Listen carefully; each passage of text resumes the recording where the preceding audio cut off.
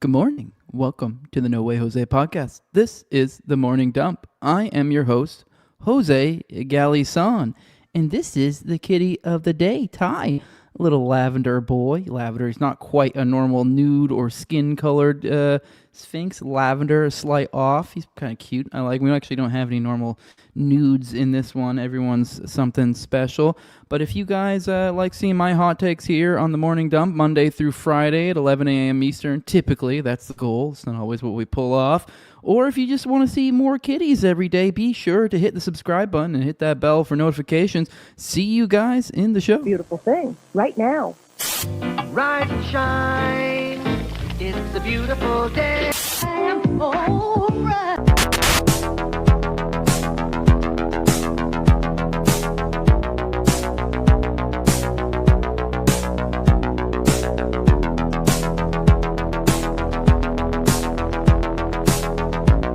About a third of the building has been blown away.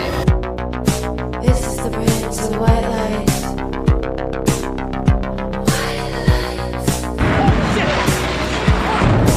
Our very freedom came under attack in a series of deliberate and deadly terrorist acts. And at that point, we were taken for another round of questioning, this time related to our allegedly being members of Mossad.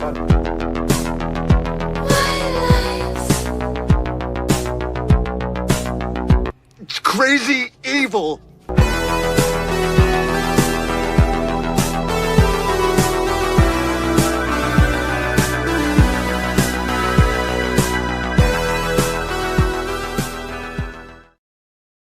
Good morning. Good morning. What's up, guys? It's Monday. Hope you guys are having a good morning. Mine's going all right. I got a little workout in, got some breakfast, all that. So having a good time. I think I put this camera a little too low. There we go. There, we're better. Good to be with you guys. Hope you guys have had a productive morning as well. Mine has been a little bit so far. If it hasn't, we're going to go ahead and get into doing that, getting a little productive. We have plenty of stuff to go through today. Obviously, we'll go through our what I call our icebreaker clips. Although I don't know, I think we have some substantive stuff. What do we have for the icebreaker clips? We'll be covering a little bit in there, or stories, kind of touching back again on the Graham Plattner story, because that story doesn't quite go away. And a couple of little fun little ones in there. Then we'll get into our foreign policy. Then after that, we'll get into our main topics. First one being guns out for Tucker.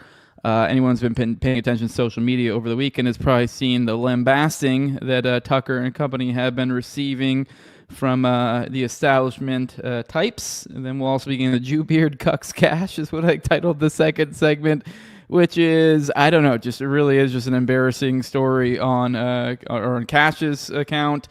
I forget the specifics, but there was some drama in that he was using government funds for something to do with his fake girlfriend or whatever. Got caught. I think he fired somebody, and now there's like an online thing where he's defending his girlfriend online. The sitting director of the FBI is defending his girlfriend's honor online. So yeah, it's just an interesting story. Plus, I figured we'd probably maybe add a small couple little tidbits of Kirk stuff on that one, because it does not quite enough for a whole segment, but hey, it's FBI related. Then also the new Epstein Bombshell that kind of dropped right around Friday that we're going to cover here. Some money laundering stuff, but essentially seems like my understanding so far, once again, we'll be digging through this together.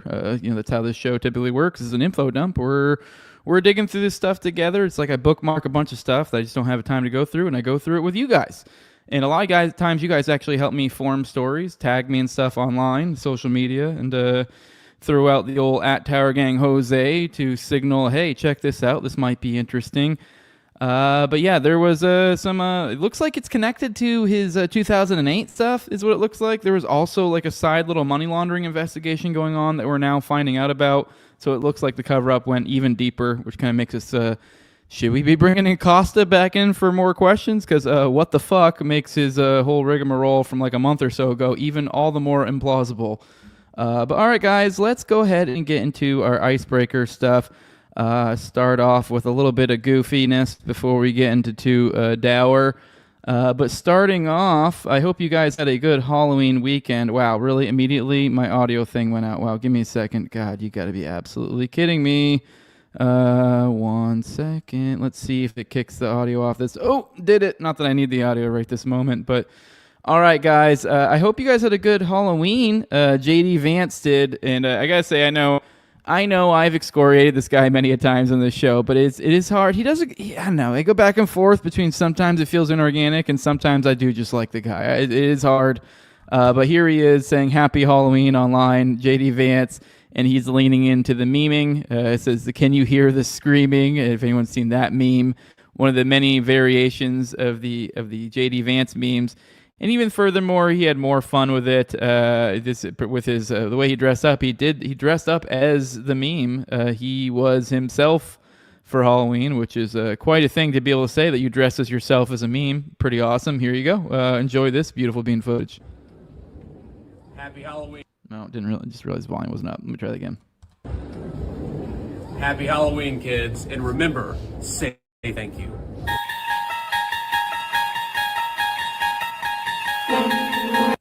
I still think he's probably been violated by Peter Thiel, but he is a likable guy who's been violated by Peter Thiel. Who knows? You never know. He has lately. I think we played on the show where he was going, "Hey guys, I think Palantir does bad things." We're like, "Okay, dude. Yeah, we're totally gonna count on you to have moral courage to pass legislation or do whatever fucking political mumbo jumbo you gotta do to stop Palantir in the future." Yeah, we all believe that. Your largest, I forget how much Palantir gave him. It was something insane. It was like a precedent-setting amount too. I don't think anyone's ever been given that much. It's some weird, specific, weirdly large amount of money. So it's even bizarre to even be like, "Oh, it's just one. Oh, yeah, people. It's politics, somebody sponsors, you give you some money." You're like, "Yeah, but that is the guy who gave you money. It's not just one of many. This isn't me being like, oh, fucking the Doe Shave Co. You threw me a few bucks to be like, hey, these razors are dope because they are. I like them. No, this would be like if the Doe Shave Co. gave me fucking, say for where I am. Let's say he gave me fucking $100,000 a year for some fucking reason, just for I don't know, on my semi-smallish show to do a, I don't know, 1 minute ad read every episode. You go, what the fuck is going on here? That's very much what you're experiencing with Vance, but he's gonna just keep in mind, he will be the one. Either way, we can still have fun with him. Same thing with Trump. I mean, if he ends up being our overlord, at least he'll be a fun overlord. So, if we're gonna be ruled over and our buttholes probed and all that, for MK Ultra stuff, like we talked about the other day, at least let the lizard people be funny. So, but on that, I want to keep going.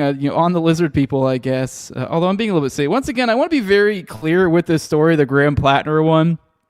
For those who I've been kind of throwing this in this the intro, the iceberg, because I don't think it's all that, I guess, serious in a sense. I don't know. The more I dig into it, the more I'm like, I don't know, maybe this guy legit is some sort of gladio op.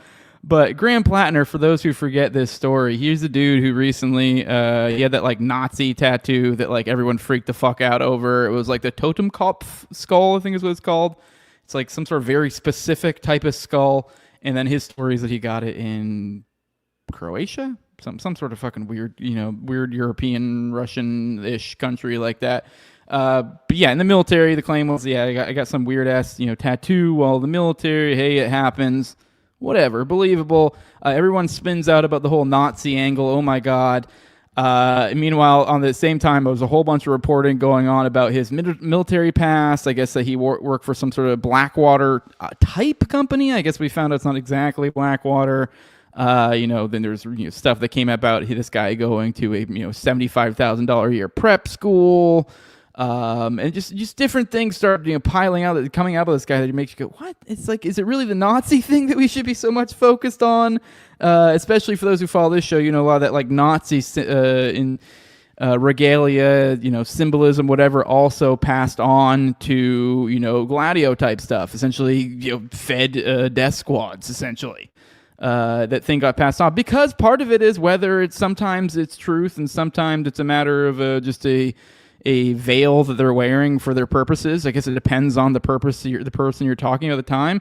A lot of that stuff did come out of Nazi stuff because they were, it was Gladio was born out of opposing communism over in Italy and different other nations in that area. So it's what was communism going against? Nazism. So they infiltrated a lot of these Nazi groups and essentially, funded the CIA death squads or to sometimes frame the commies, or sometimes even just to just straight up just kill the commies or whatever.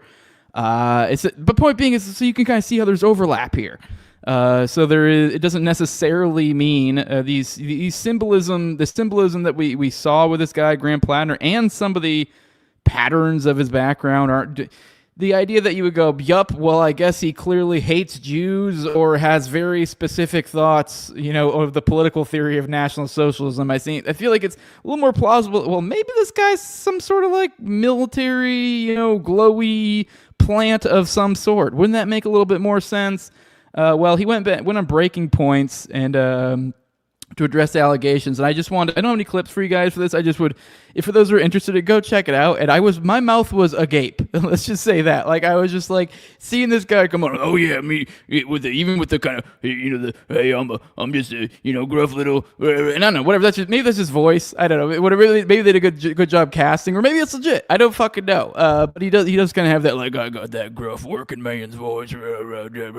But I know it's him trying to like do this whole like, oh yeah, that's just so crazy. Oh yeah, oh there's all these stories about like, oh let me tell you about my grandpa was a CERN architect, and you're like, wait, what? Like my point being is, he listened to this interview and the answers to these questions he was giving. For example, he talked about Blackwater, and then, well, no, he actually didn't work for Blackwater. Because, well, I didn't work for Blackwater. It was He goes, oh, well, that wasn't Blackwater. And I go, oh, okay, I guess I was wrong. And then he goes on this whole, like, fucking weird caveat about, like, oh, well, there were a whole lot of, like, military contractors that you play this role and they fulfill this thing, and technically this thing was over, the contract got passed over to here, then this contract. You're like, whoa. At the end of the day, like, maybe technically it wasn't Blackwater you were working for, but you were doing some sort of military contracting that was security related. Like, it's not like, I don't know, there's lots of people who do shit like that go and, I don't know, go build huts or do whatever, because whenever they make better money than working construction stateside or whatever.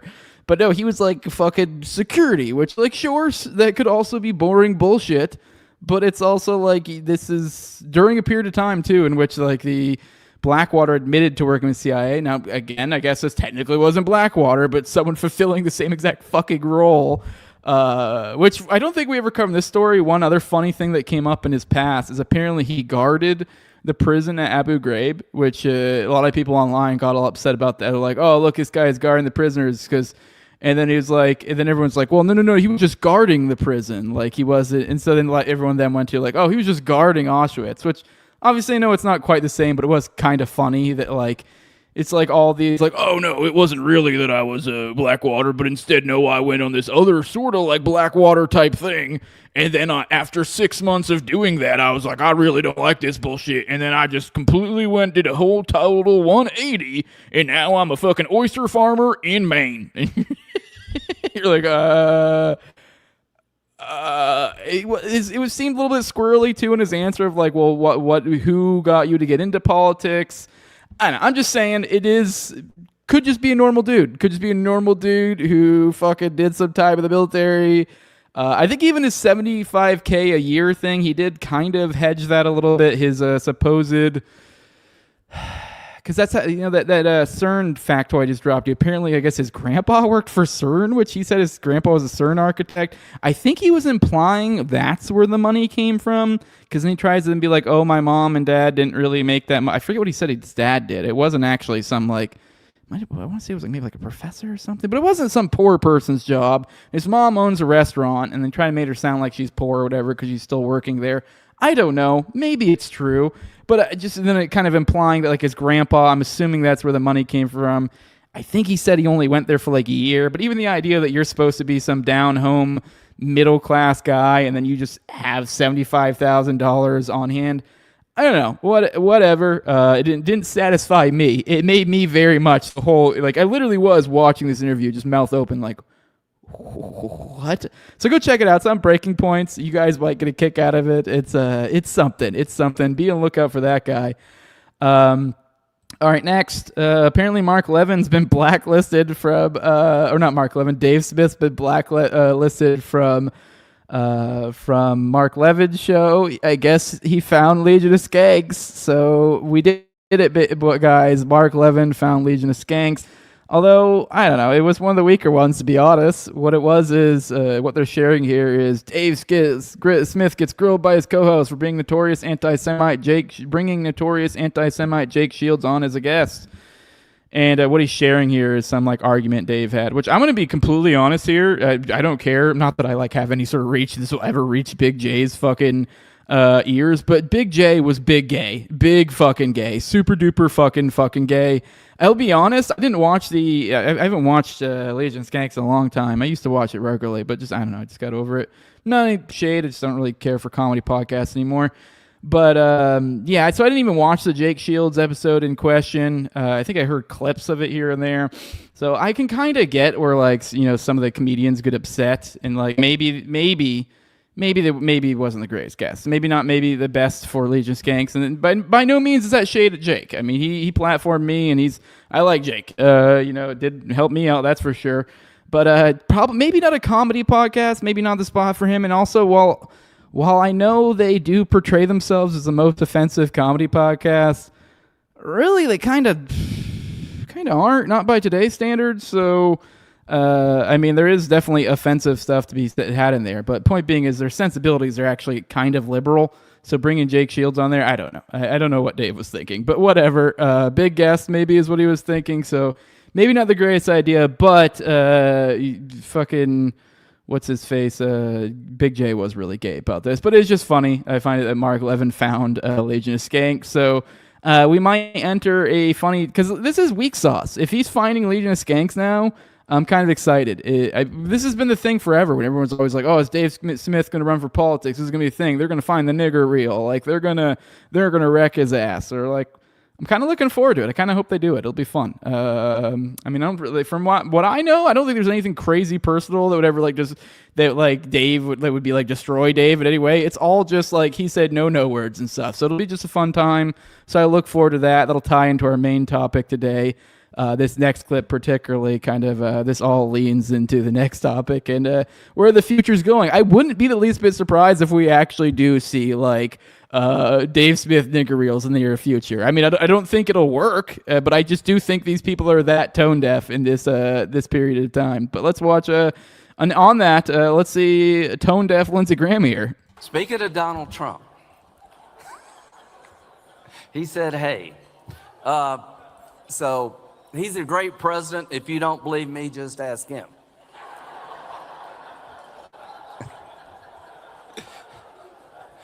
What happened with me and him was we found common ground. I've come to like him and he likes him, and that changed our entire relationship. But he did the Golan Heights thing. Remember, Ron? He said, I called him up, where you at? I'm with Bibi on the Golan Heights. He said, I didn't know we were in New York. No, that's another Golan Heights. We're over there. He recognized the Golan Heights by tweet because he understood you can't give it back to Syria because they'll use it to kill you. He recognized Jerusalem as capital of Israel. Why? Because if you got a problem with that, take it up with God. He's the guy that did it, not Trump. So I just want to say, I feel good about the Republican Party. I feel good about where we're going as a nation. We're killing all the right people and we're cutting your taxes.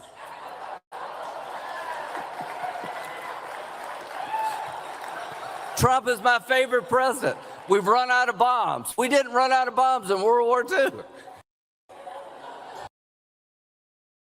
What a warped indicator of being in good times. Oh, we've run out of bombs. What? Wow. This is literally a look into the mindset of Lindsey Graham. At the same time, while I'm not someone who's typically a fan of on-the-ground activism, I typically think it's pretty fucking gay. But more of this, please. Here's pro-Palestinian activists disrupting Cory Booker's speech in Washington, D.C. But I could go for more of this. If you're going to do it, at least make it beautiful art. For the audio people, here's a man in a Netanyahu mask. Keep funding our genocide. Thank you, America. Oh, wow.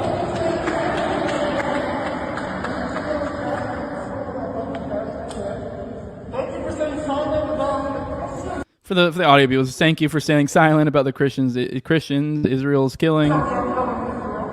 He's throwing cash at them. Here's a little dead baby bonus. And for all the churches that Israel bombed too. Thank you for staying silent. Thank you so much. I endorse Cory Booker for Senate. Thank you, Americans. Funding our genocide. Thank you, Americans. It's a very big Cory Booker for Senate. Cory Booker. 2026. Let's go. Keep voting for Gaza. What kind of outlook do they have? You funded a genocide, and you talk about values.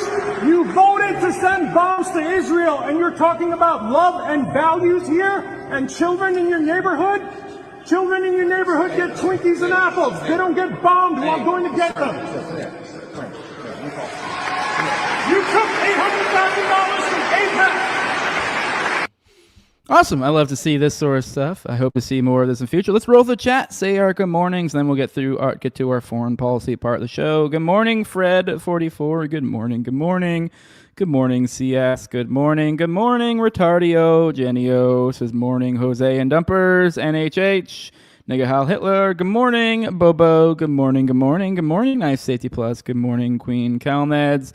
Good morning, Bug Fights. Good morning, King David. Reminding you to hit that like button, please. Do people help a brother out? Good morning, Tom33. Good morning, good morning. Good morning, Comment Mama. Good morning, Captain Caveman 299. Good morning, fellow retardians, he had to say. Good morning, Charles M. Starting off a fresh N Tower. Nice, nice. Good morning, Nevsky. Bring in the E. Good morning. Tom thinks JD is so fucking funny. I'm also willing to let him commit war crimes by tax dollars. Exactly. That's kind of how I feel about it. Now, am I going to waste an afternoon voting for him? Fuck no. But I'll admit, hey, that was funny. Knife Safety says JD looks like he's evolving into Curtis Yarvin. Yeah, Vance has a good sense of humor as Nevsky. Yes, I agree. Good morning, Elliot James. Good morning, Fire Pixie.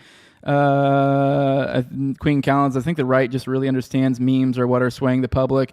Yeah, they are. But then it's also like a lot of them don't quite hit the mark. But Vance has been doing better at hitting the mark. Because we saw I haven't been following as much, but every now and then it seems one sneaks in. I don't know if they still have the same people running the account, but like the White House account and stuff, they have some really bad ones where they should just stay away from the memes. But JD does seem to get it. Good morning, everyone. Good morning, good morning. Good morning. Let me see. Good morning, Telespook. So there was a Catholic church and Auschwitz Gate on a Halloween float. I thought it needed zombie Hitler to top it off personally. Good morning, John Black. Good morning, good morning. Good morning, Marnamac. Good morning. Bobo, you and your self towers. It's weird. You're just like jerking off in front of anyone. It's weird. Good morning. Good morning. Although keep doing it, I guess. I think it's an algo boost, so why not? Good morning.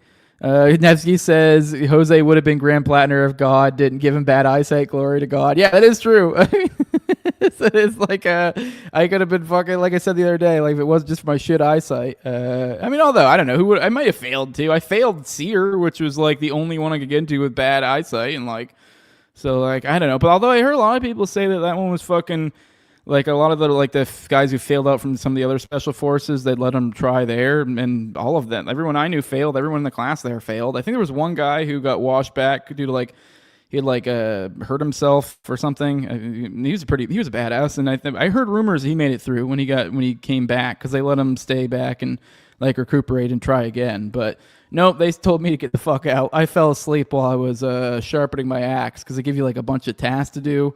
And like, oh, you got to do this before we get back for the morning. When I was out in the field, the second half of selection, and I was just sitting by the fire, just ching, just scraping my axe, and like, oh yeah, and it's like, oh, this fire's super warm.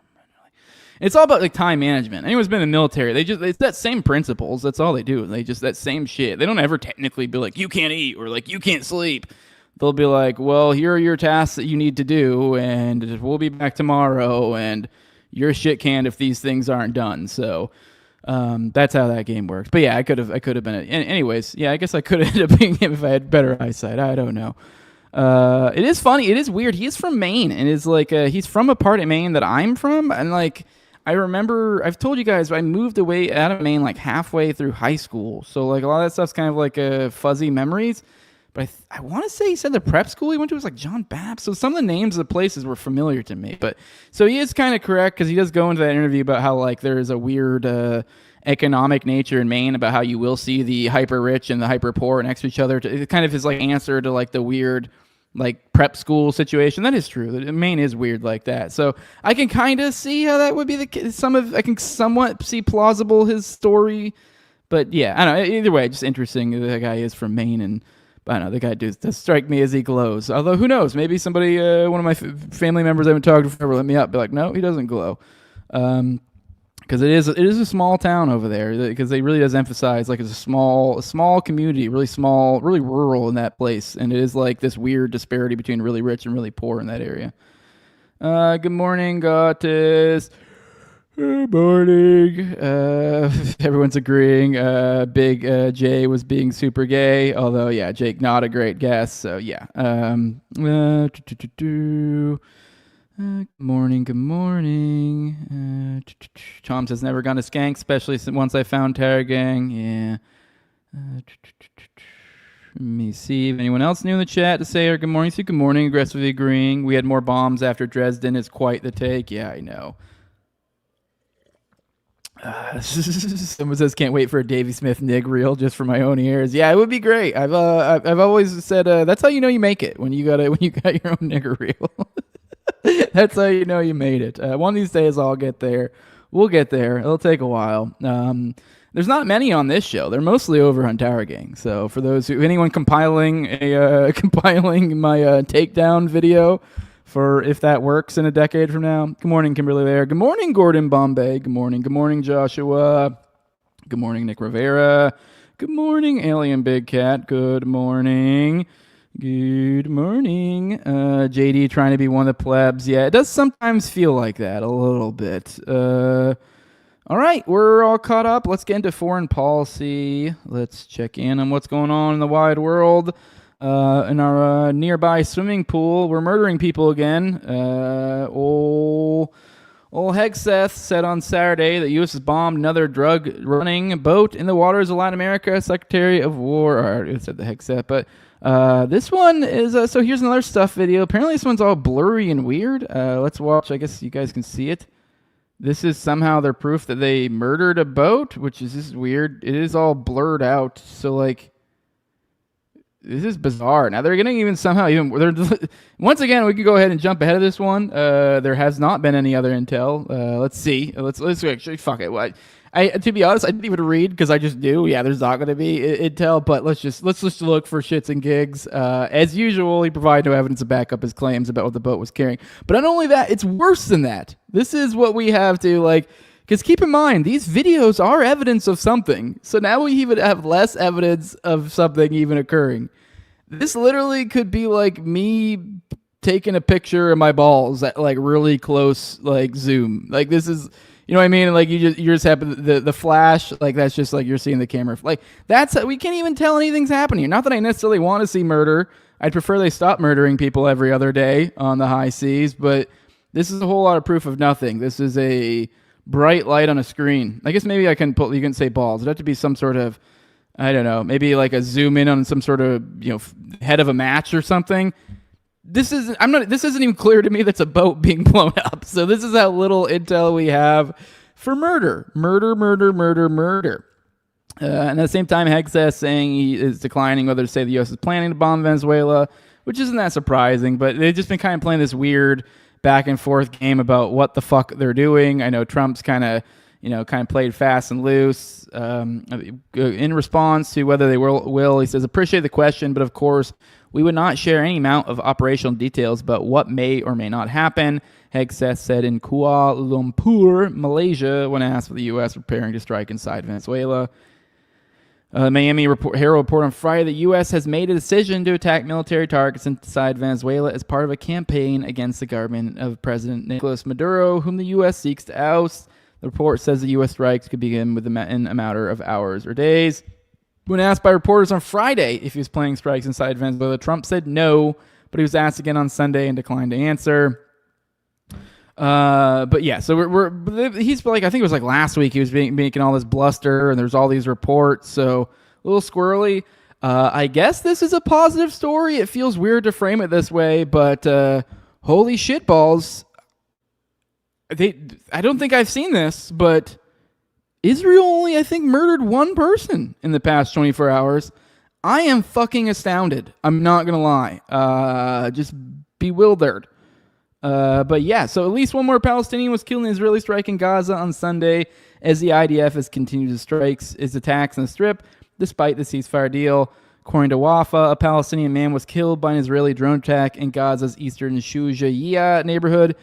IDF claimed it killed a terrorist who crossed the yellow line, referring to the vague line the IDF withdrew to under the ceasefire deal. The IDF claimed the man posed a threat, but didn't allege he was armed. The Israeli military has killed dozens of Palestinians, including at least 7 children who allegedly crossed or came near the yellow line, which according to Palestinians and an Israeli NGO is not clearly marked for the people on the ground. So marked in blood, essentially. But as I've said, just this one person. But I guess the bloodlust got transferred elsewhere. I guess I prefer them to torture animals as opposed to human beings. But yeah, Israeli settlers filmed torturing lambs in a Palestinian-owned pen in the West Bank. You can see, Guy, we're not going to watch it, but we've talked on the show many times about the settler violence. I guess it makes sense why this would be a thing happening. This is livestock. They're terrorizing these people, but you can see this pen here. You can see a guy with a stick, but yeah, we're not going to watch it because I have zero desire to watch it. But yeah, this is a video of them terrorizing the Palestinians by brutally attacking, murdering, maiming their livestock, gouging, just all sorts of beating with blocks, their heads in, just the most disgusting things you can imagine, just to little animals. This is sort of things that the monstrous behavior the settlers engage in. Following up on the Palestinian prisoner rape story you guys may remember from a while back, apparently now they're getting to the bottom of it over in Israel, and by bottom of it I mean they're fucking raking the broad who released the information over the coals, and that was the bad thing, not the rapers. So let's go through this. Israeli Prime Minister Netanyahu said on Sunday the leak of a video allegedly showing Israeli soldiers raping a Palestinian prisoner at the notorious Sidi Taiman detention facility last year was the most serious public relations attack Israel has ever experienced. Netanyahu's comments came after Israel's top military prosecutor, Major General Yifet Tomer Yerushalmi, there you go, admitted to approving the leak of the video and resigned from her post amid outrage and criticism from Israelis who are accusing her of betraying the state. So this is this Major General, which I guess is a chick. She's the one who leaked it, and this is the one receiving the ire of all of Israel right now because she had the gall to release this. Is perhaps the most serious public relations attack Israel's experienced since its founding. I cannot recall one so concentrated and intense, Netanyahu said. This requires an independent and impartial inquiry, and I expect that such an investigation will indeed take place. The video was leaked last year after Israeli soldiers were arrested by military police on suspicion of raping the Palestinian prisoner, and far-right Israelis, including members of the Knesset and government, storms to Taiman in protest of the arrest. Tomer Yerushalmi, sorry, I know I keep stumbling over that name, said the video was leaked in response to the criticism of the Israeli military for detaining the soldiers. So just to rehash that, so essentially the general, she released this because they were getting criticism for detaining the soldiers, and so it was like an explanatory measure, essentially. Like, hey, you guys are doing this, rah, rah, rah, rah. And then, oh, here's the video. Hey, guys, they were raping a prisoner. This is why we detained them. And, obviously you would think they go, oh, okay, I get why you're detaining them. Maybe we could get to the bottom of it. Maybe but it can't be raping people. But no, that's not how this story unfolded. Unfortunately, this basic understanding that there are actions which must never be taken even against the vilest of detainees no longer convinces everyone, she said in a resignation letter. So she resigned with all of this, and seemingly in protest, is what it sounds like to me. So good for her. Israeli government officials haven't offered criticism of the severe abuse of the Palestinian prisoner, just of the fact that the video was leaked. Israeli Defense Minister Israel Katz has called the leak a blood libel against Israel. I mean, it's a video, so I don't know how you could call it a libel. Amid the controversy of the leak, lawyers representing the 5 Israeli reservists who have been indicted for abusing the prisoner are calling for the charges to be dropped. The soldiers have been indicted for severe abuse, but not for rape or sexual assault, despite the indictment saying the soldier stabbed the Palestinian with a sharp object that caused a tear in his rectal wall. According to Israeli media reports at the time, the Palestinian prisoner was admitted to the hospital with an injury to his anus so severe that he couldn't walk. According to Retz, the victim suffered a ruptured bowel, severe anal and lung injuries, broken ribs, and required surgery. So yeah, and the bad guy here is the broad who dared to release the video. And then apparently we're threatening war with Nigeria right now. Here's Donald Trump. If the Nigerian government continues to allow the killing of Christians, the USA will immediately stop all aid and assistance to Nigeria. Agree with that. Just do that period anyways. And may very well go into that now disgraced country, guns a-blazing. All right, now you've lost me. To completely wipe out the Islamic terrorists who are committing these horrible atrocities. I'm hereby instructing your Department of War to prepare for possible action. If we attack, it will be fast, vicious, and sweet, just like the terrorist thugs attack our cherished Christians. Warning, the Nigerian government better move fast. And here's Pete Hegseth providing a little extra commentary. He says, yes, sir. The killing of innocent Christians in Nigeria and anywhere must end immediately. The Department of War is preparing for action. Either the Nigerian government protects Christians or we will kill the Islamic terrorists who are committing these horrible atrocities. Well, let's get a little bit into what actually is fucking going on over Nigeria, because I don't really fucking know, and I doubt you guys do. I doubt Pete Hegseth really knows either, to be honest, and definitely Donald Trump, but it seems we're being simplistically offered, this is some sort of Christian genocide. And I've heard murmurs. I've seen some of this seems to be kind of like the Zionist attack. Like, well, why aren't you guys talking about Nigeria? I don't know what the fuck's going on in Nigeria. Because I guess there's some sort of Christian element or something. I think that might be a little bit overblown and not quite so simplistic. And frankly, kind of missing the point, too. So let's go through this together and we'll get a little commentary. President Trump said on Saturday that threatened military intervention in Nigeria, saying the U.S. may go into the country guns a-blazing over allegations the government isn't doing enough to protect Christians. Yada, yada, yada. The Nigerian government, which receives military aid from the U.S., said that it welcomed U.S. support against terrorism, but that the U.S. needs to respect its territorial integrity. Daniel Bwala, a spokesman for Nigerian President Bola Tinubu, told Reuters that he was sure by the time these two leaders meet and sit, there would be better outcomes in our joint resolve to fight terrorism. He also said that the Nigerian government doesn't expect there to be U.S. military action in Nigeria. Since 2009, the Nigerian government has been fighting against Boko Haram and its ISIS-affiliated offshoot known as the Islamic State. West African province is SWAP, mainly in the country's northeast. Nigeria's population of about 230 million, so there's 350 million in the United States, so this is just 100 million short of the United States, is roughly half Christian and half Muslim, with Muslims mainly residing in the north and Christians in the south, and large numbers of Muslim civilians have been the victims of Boko Haram and ISWAP. Many Christians have been killed in central Nigeria, where Fulani Muslim herders have been attacking mostly Christian farmers and landowners, which has involved attacks on churches. Fulani herders are also known to attack Muslim farmers in northwest Nigeria. While many Christians have been killed, churches have been attacked, and priests have been targeted for kidnapping in these conflicts in Nigeria over the years, the government denies the claim that a Christian genocide is taking place because it's not only Christians who have been targeted. Masad Bolos, President Trump's envoy for Arab and African affairs, a Lebanese-born Christian who has lived in Nigeria, recently made similar comments during a meeting with President Tinubu. Of course, any incident of any loss of life is absolutely unfortunate, of course. Those who know the terrain well know that terrorism has no color, no relation, no tribe. People of all religions and of all tribes are dying. It's very unfortunate, and we even know that Boko Haram and ISIS are killing more Muslims than more Christians. So people are suffering from all sorts of backgrounds. This is not specifically targeted at one group or the other, Bolo said on October 17th.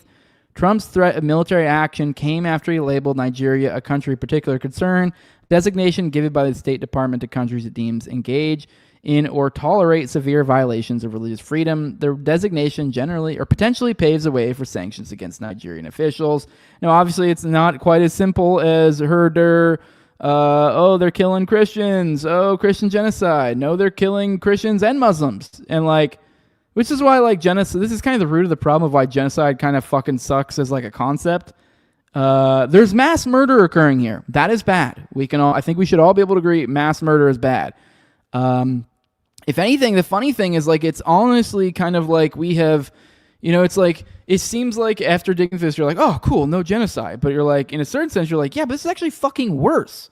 Because there's significantly more people that we're aware of that are being murdered. Not only are Christians, but Muslims are being murdered. So trying to look at this in a simplistic, to what degree, what percentage of a group did it murder? What group is it? They're what's fucking genocide? Now, then also is the added component of do we want to really fucking get involved in this? This seems like a pretty complicated matter. I don't really feel like throwing the United States at it. And if it did somehow become a Christian genocide, would it then make it so that we could, throw ourselves into it? I mean, yeah, I don't know. I'm not liking this, the way the tone of this new, Department of War, this administration, a little sketchy, but I don't know. I don't think anything's going to happen in Nigeria, but just, I don't know. There's definitely some lessons to be taken from here, where it's not a genocide. It's literally worse, but that still doesn't make the case for us going in there at all. It's I can't imagine much more of a bigger nightmare than us trying to intervene in Nigeria, which is a pretty goddamn big country with a lot of fucking people. It's not going to work out, that none of us know a goddamn thing about. Apparently, we're sending warnings over to Baghdad over Iraqi resistance factions. So this could be something to watch out for in the near future. The U.S. has issued its final and most serious warning to Iraq regarding the Iran-linked resistance factions in the country, according to Defense Minister Tabit al-Abbasi. Abbasi said in an interview over the weekend that Washington's latest message concerned armed factions and includes a direct threat in the event that those factions carry out any operations in response to what Washington intends to do in the region near Iraq in the coming days. So if we're talking Iran and what's going on in the world, it makes you a little bit concerned if we're hearing these warnings that they're essentially telling militias in the area, hey, if any of you guys fuck around, that there's going to be some problems. Hegseth ended the call by saying, "This is your final warning, and you know very well how the current administration will respond," Abbasi went on to say. The Iraqi minister said the conversation, which lasted about 12 minutes and included senior Iraqi military officials, also touched on cooperation regarding drones, a proposed intelligence sharing memorandum, and a pending deal for Bell helicopters. Analysts told Asharq al-Aswat that the warning reflects a new U.S. approach against Iranian influence in Iraq. So a little concerning. We also have Barak, the envoy over to Lebanon, making some more threats, calling Lebanon a failed state. So last week he promised, when his visit to Lebanon, he promised that would be the last, and that the U.S. was demanding the country enter negotiations with Israel is back, railing against Lebanese officials, calling Lebanon a failed state over the weekend in a summit in Bahrain. All of this is with the backdrop of they killed 4 more people in the past 24 hours in Lebanon. So this is just a parody of reality, you would think, but no, this is real. This comes amid ongoing Lebanese efforts to try to enter negotiations with Israel, which Barak informed Lebanon just a week prior that Israel has rejected out of hand, and amid ongoing Israeli threats to escalate their ongoing attacks on Lebanon. Israeli media is suggesting that a threatened escalation, and indeed the actual escalation, are being done in part to try to pressure the Lebanese into negotiations. This appears to fly in the face of the reality that Lebanon has been calling for these negotiations for weeks and has been told that Israel refuses. So, I mean, we're just in a weird quagmire over here. And final story on the foreign policy front, on the nuclear stuff, Energy Secretary says no nuclear explosions for now. So, in the past couple days, we've had the stories of Trump, most notably saying, we're going to start testing nukes. Probably not even realizing what a significant move that is, essentially in brinksmanship between nuclear-armed countries. Luckily, there are other more responsible people out there, particularly U.S. Energy Secretary Chris Wright, who came out and said, I think the tests we're talking about right now are system tests. These are not nuclear explosions. These are what we call non-critical explosions. So seemingly coming in and be like, oh, this is what Trump meant. Don't worry about all that other stuff. This is what Trump meant. He wasn't doing anything crazy. So whatever, we'll let him have it. I think personally Trump was probably being a fucking retard. And luckily he had people come save his ass. But hey, luckily it doesn't seem like we're up in the nuclear ante in that regard. All right, let's roll through the chat, and then we'll get into the main topics for today. Let's see what you guys got to say. Knife Safety Plus says JD is faker than Hillary's hot sauce. Tom says any TG members Nick Reels 10 plus minutes minimum. Very well could be for sure. Yeah, this video shows or proves nothing, says Marna Mac. Yeah, not that any of the other videos really showed or proved much of anything to begin with, but yeah, that Venezuelan snuff video we just saw earlier, that one showed absolutely nothing, just complete blur. Knife Safety says Kyle Anzalone had an article about how they admit they have no idea these boats have drugs. I think we covered this yesterday. I don't know if that was Kyle, but that might be the one where they said they admit they don't know their names. I think is what they admitted. So. But they're like, well, we don't need to know their names to know they have drugs. So, good morning, JC. Good morning. Nick says Kyle Anzalone does great work. He sure does. Tilla says this morning is a banger show. Thank you. I mean, we haven't gotten through foreign policy. All right. Good morning. Good morning. Let's see. Anybody else new in here? Martin Mack says they make it really difficult to not hate. I never once thought about Jews before October 7th, and now I have a hard time not saying I really despise them. That's a really good point. Most people are like that. And while I don't necessarily I was doing offensive comedy, and I wasn't like, you would think that this show or really anybody these days, if you popped in, you would think they're obsessed with Israel, but they're like, this is just the state of the world. I've been open to talking about Israel. I'm just not scared of talking about things. I had Tower Gang. We've talked about this. I've said all sorts of offensive stuff. I've covered all sorts of offensive topics. I mean, I've been demonetized, been everything. And so it's like, but I never was like, my show, we didn't talk about Israel or the Jews that much in the first few years. It's not that I was scared. It just didn't really make sense. But it's like, here we are. And people like me who aren't scared to talk about it, it's like, well, we're going to fucking talk about it. And when there's silence elsewhere, I guess just makes it so we do it more. I don't fucking know. Stop being in the news everywhere. I try to find better news stories. It is what it is. Good morning, Fat Cats. Just got here 33 minutes late. Glowy confirmed. Good morning. Good to have you here, though. Good morning. Good morning. Aggressively Agreeing says they were smarter before 10-7. They made everyone else fight their fight and kept all their false flags secret. Feels like their newest campaigns are accelerationists. Yes, it does feel that way for sure. Hit that like button, says Bobo. Yes, please do. May I ask who Jeff is? What? Fat, you've been here long enough. You know who Jeff is. I'll have to make him the kitty of the day again one of these days.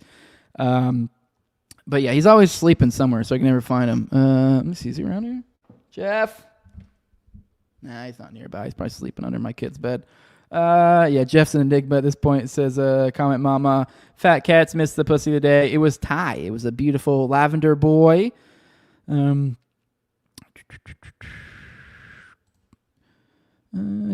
don't need an excuse like religion to kill each other. Tribals going to tribal warfare, says Captain Caveman. Yes.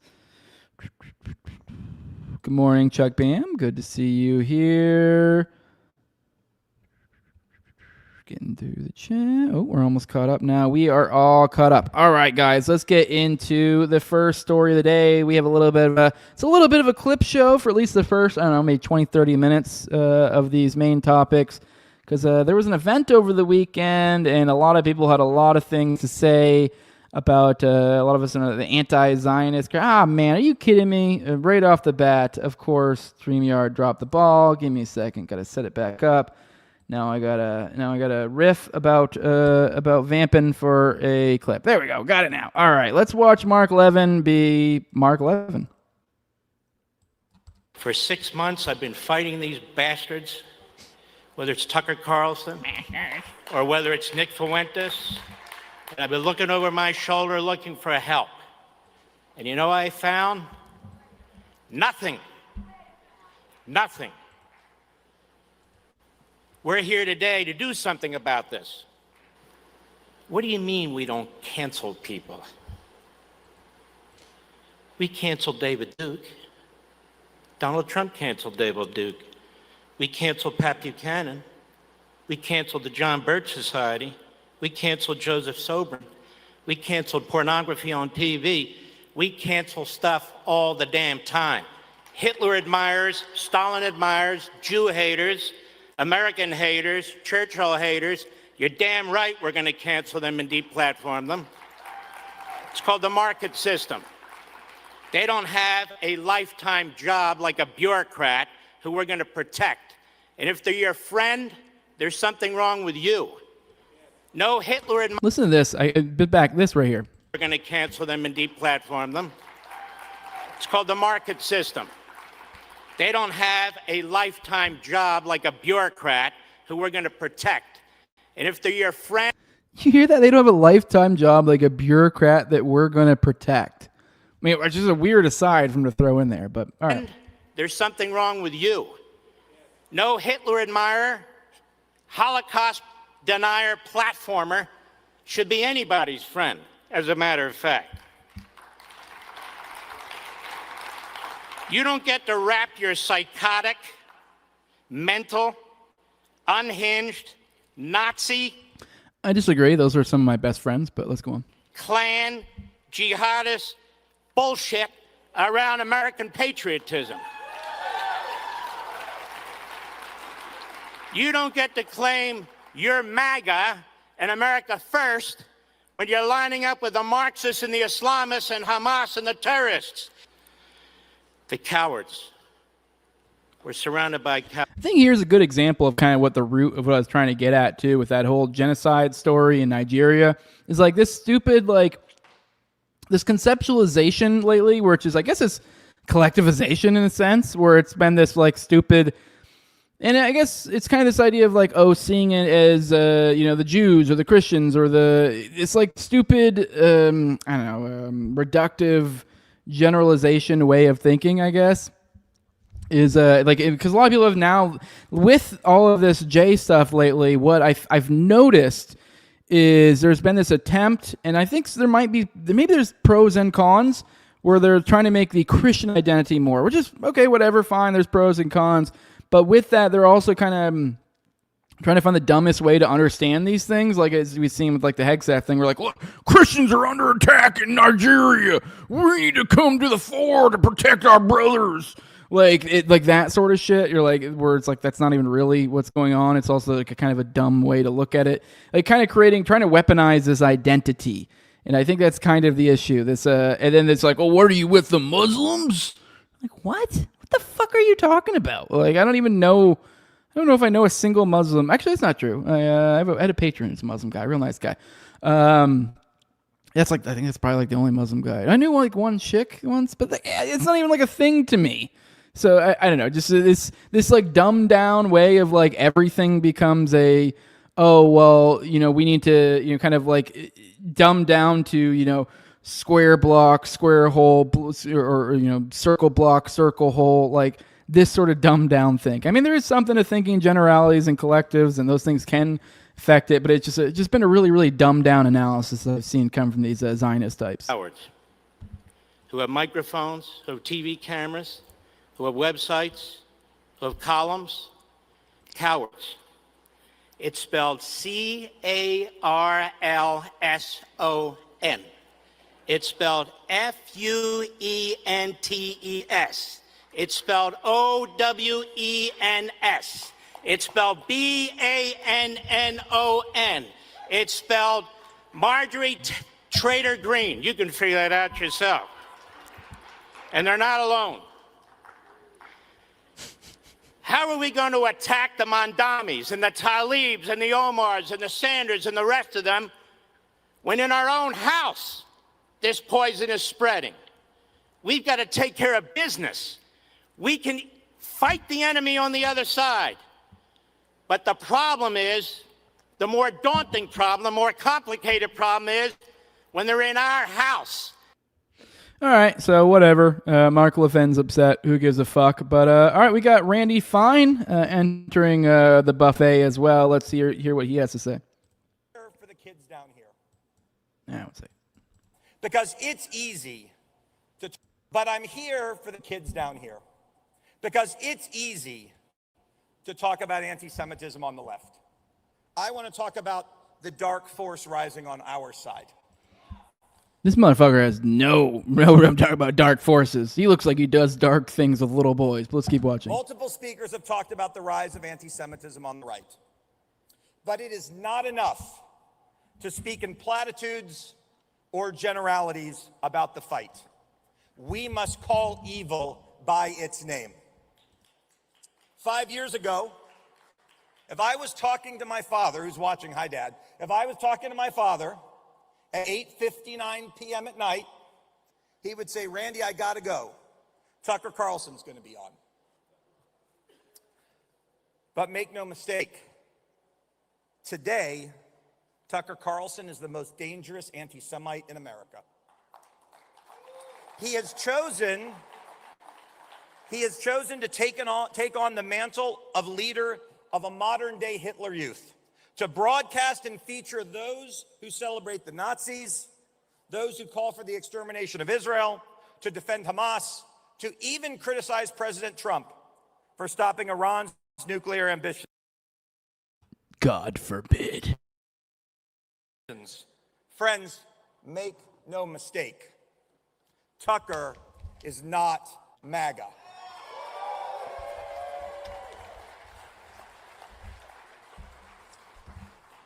Tucker's fall from grace has been one of the most extraordinary implosions in political history.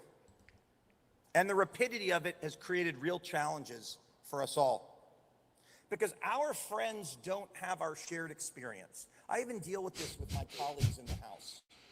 See, they haven't been terrorized as little children from the day they were born about how the goy is going to murder you viciously if you don't treat them like cattle. Remember the Tucker of 5 years ago.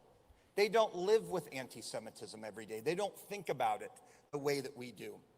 And it's jarring for them to try to understand, how did this person become who he is today? But the challenge is he's inspired a movement of hate in our midst. And I'm not done calling people out. Oh, no, I'm not, my flamboyant fatty friend. For those who don't remember, this guy is an absolute fucking ghoul. Here's a picture of the guy. He literally looks like kind of like an evil version of Peter from Family Guy.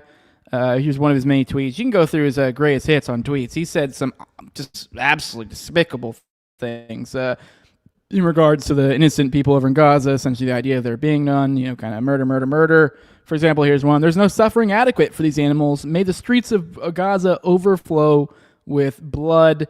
Feel free to go check out more on your own. There is ample other examples of similar such things. Well, let's check back in on Lindsey Graham. See what this little fruitcake has to say. We had the big fruitcake, and now we got a little fruitcake. We got the appetizer and then the dessert. But let's go ahead and watch this. He recognized Jerusalem as capital of Israel. Why? Because if you got a problem with that, take it up with God. He's the guy that did it, not Trump. So I just want to say, I feel good about the Republican Party. I feel good about where we're going as a nation. We're killing all the right people and we're cutting your taxes.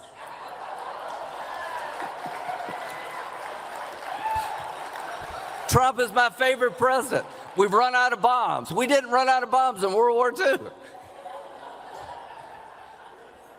So, as a coalition of Republicans, some Baptist, some Jewish, we organize ourselves around principles that we love and we cherish. We love individual freedom. We love entrepreneurship. We love capitalism. We love Israel. We love the idea of Israel. We love the struggle they've been involved in. We love them, helping them because you're helping yourself. So to those who worry about these stupid interviews and far off places, don't worry. The Republican Party has figured it out when it comes to Israel. We understand that Israel is a friend of America to the bitter end. We understand that God blesses those who bless Israel. And where I come from, I figured that crap out when I was 6 years old. God bless you. Thank you very much. All right, whatever. I mean, there's not really much substantive to add to any of this stuff. It's really honestly just kind of fun to watch because, as someone said in the chat earlier, it's fun to watch them squirm. That's what this is, and this isn't really like a hall of winners here. Like, I mean, it's not the greatest. I mean, I'll show you one more, another great example of what I'm talking about here. This is what they're working with here. Just prime raw fucking talent. I see somebody with a sign said Tucker. One second. I see somebody with a sign said Tucker is not MAGA. I guess I got to put his name out there. That's not MAGA. When you're on your platform and people are acting as if Sharia law is better than what we have here in America and the laws that are given to us by God through Yeah, who the fuck said that? But look, okay, go ahead. faith, you're a silly person. If you are out here and you don't know whether or not Hamas is a terrorist organization or a political organization, you are a foolish person. I mean, it's both, technically. I mean, really either or. I mean, technically that's all that political organizations are, I guess, at essence. I mean, with maybe a little bit of caveats depending on what we're talking about here. But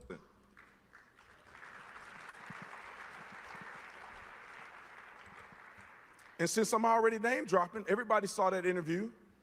You have a guy say that he supports Stalin and that he was a big fan of Stalin on your show. You can have him on the show, but doggone it, you better push back on people like that. There's no way you can say that you're a Christian.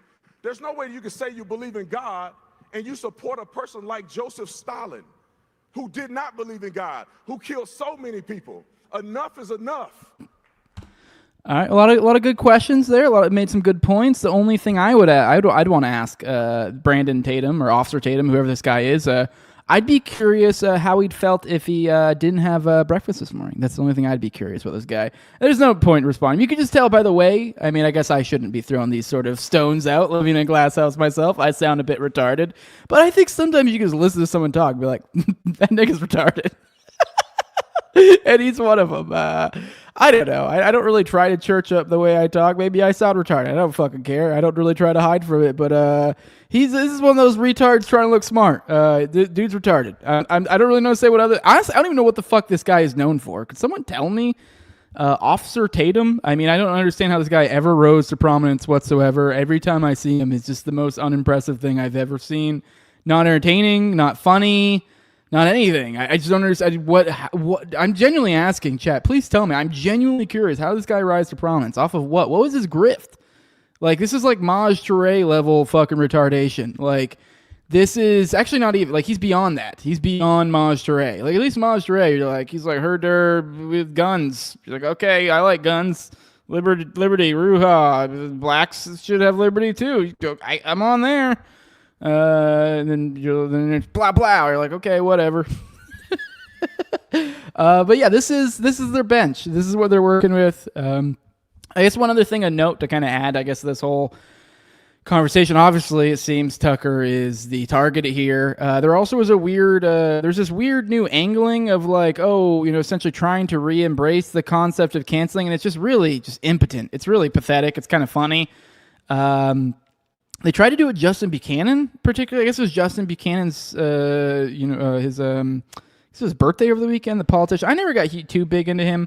I think I have the is he the Lincoln guy, or am I mixing him up with somebody else? But I know he's a politician. He's pretty based. But he's one of those, like, kind of a Ron Paul character where you got this weird, like, oh, he's anti-Semitic. And you're like, what? One of those characters. And he's been thrown into the mix of, like, oh, we're cool. I think it might even be one of those clips from earlier. We canceled this guy. We canceled, and Buchanan was one of those names. Him being, like, obviously one of the weaker examples, and it's more clearly just you're just mad that he's, like, not pro-Israel. But essentially, there's been a lot of people, particularly James Lindsay got the ire of some of this because he pointed out, like, oh, people will show you who they are today, because a lot of people were saying, oh, happy birthday, Justin Buchanan and stuff, and pushing back against some of the, people saying that it was okay, it was proper to cancel him in the past.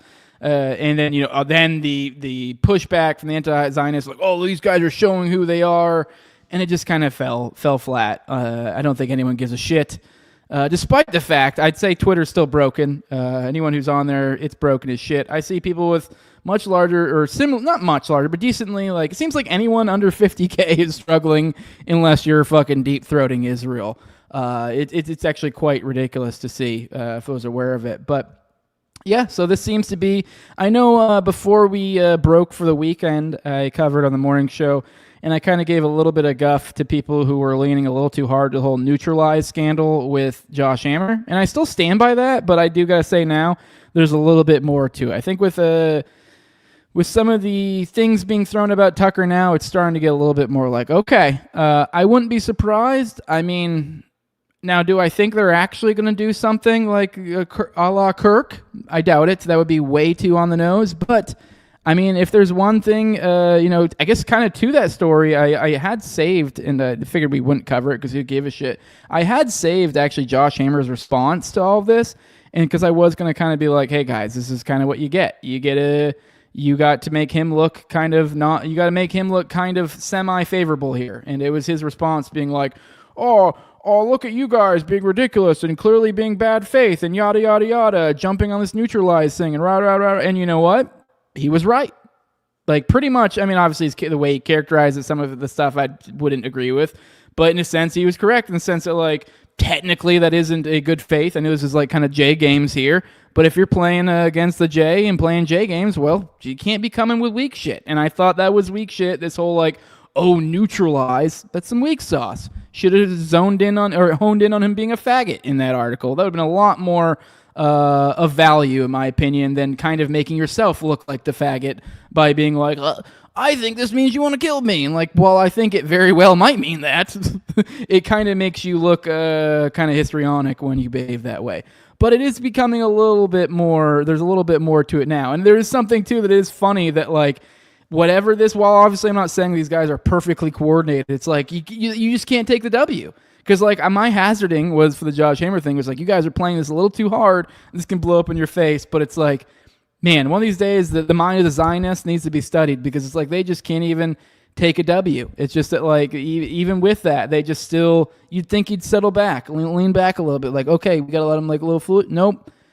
They're just making, like, no, there's no way that's the case. And then they provide a deluge of other examples of, like, maybe it is the case. I mean, I guess none of these guys directly said it. But at the very least, the heat is being put on to Tucker, and I think it's worth acknowledging. And that's why I made that the first segment for today. All right, let's go through the chat. Guys, hit that like button. We got a good amount of people in here today. Monday morning, over 60 of y'all in the chat over on YouTube. Not sure how many of y'all are over in Rumble, but hit the like regardless of where you're at. So better be some more likes up in that motherfucker. Let's check in. Say good mornings. Good morning, Jake Moore. He says, a little late. Here's a like. Levin is the bitchest fake tough guy I've ever seen. It's the boomer tactic. If I yell louder than you, I'm right. Yeah, it's dumb.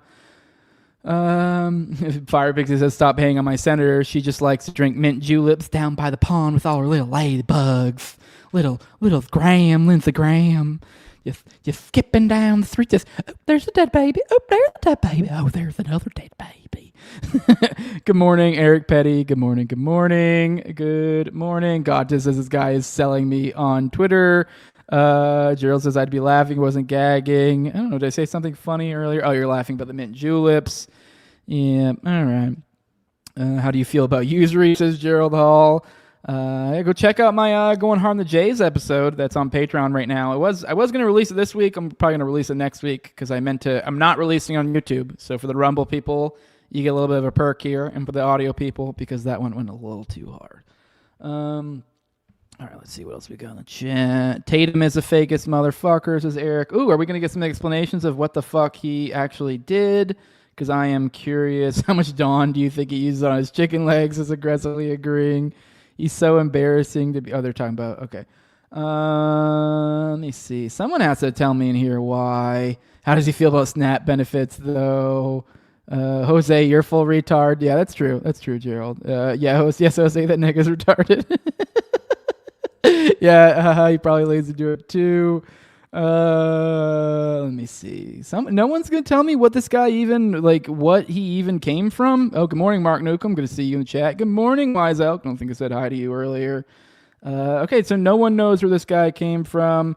Lindsey Graham is a traitor. Yes, he sure is. Good morning, Chad Head. Good morning. Wow, so no one knows where this guy came from, I guess. Okay, cool. Well, then I guess he just kind of...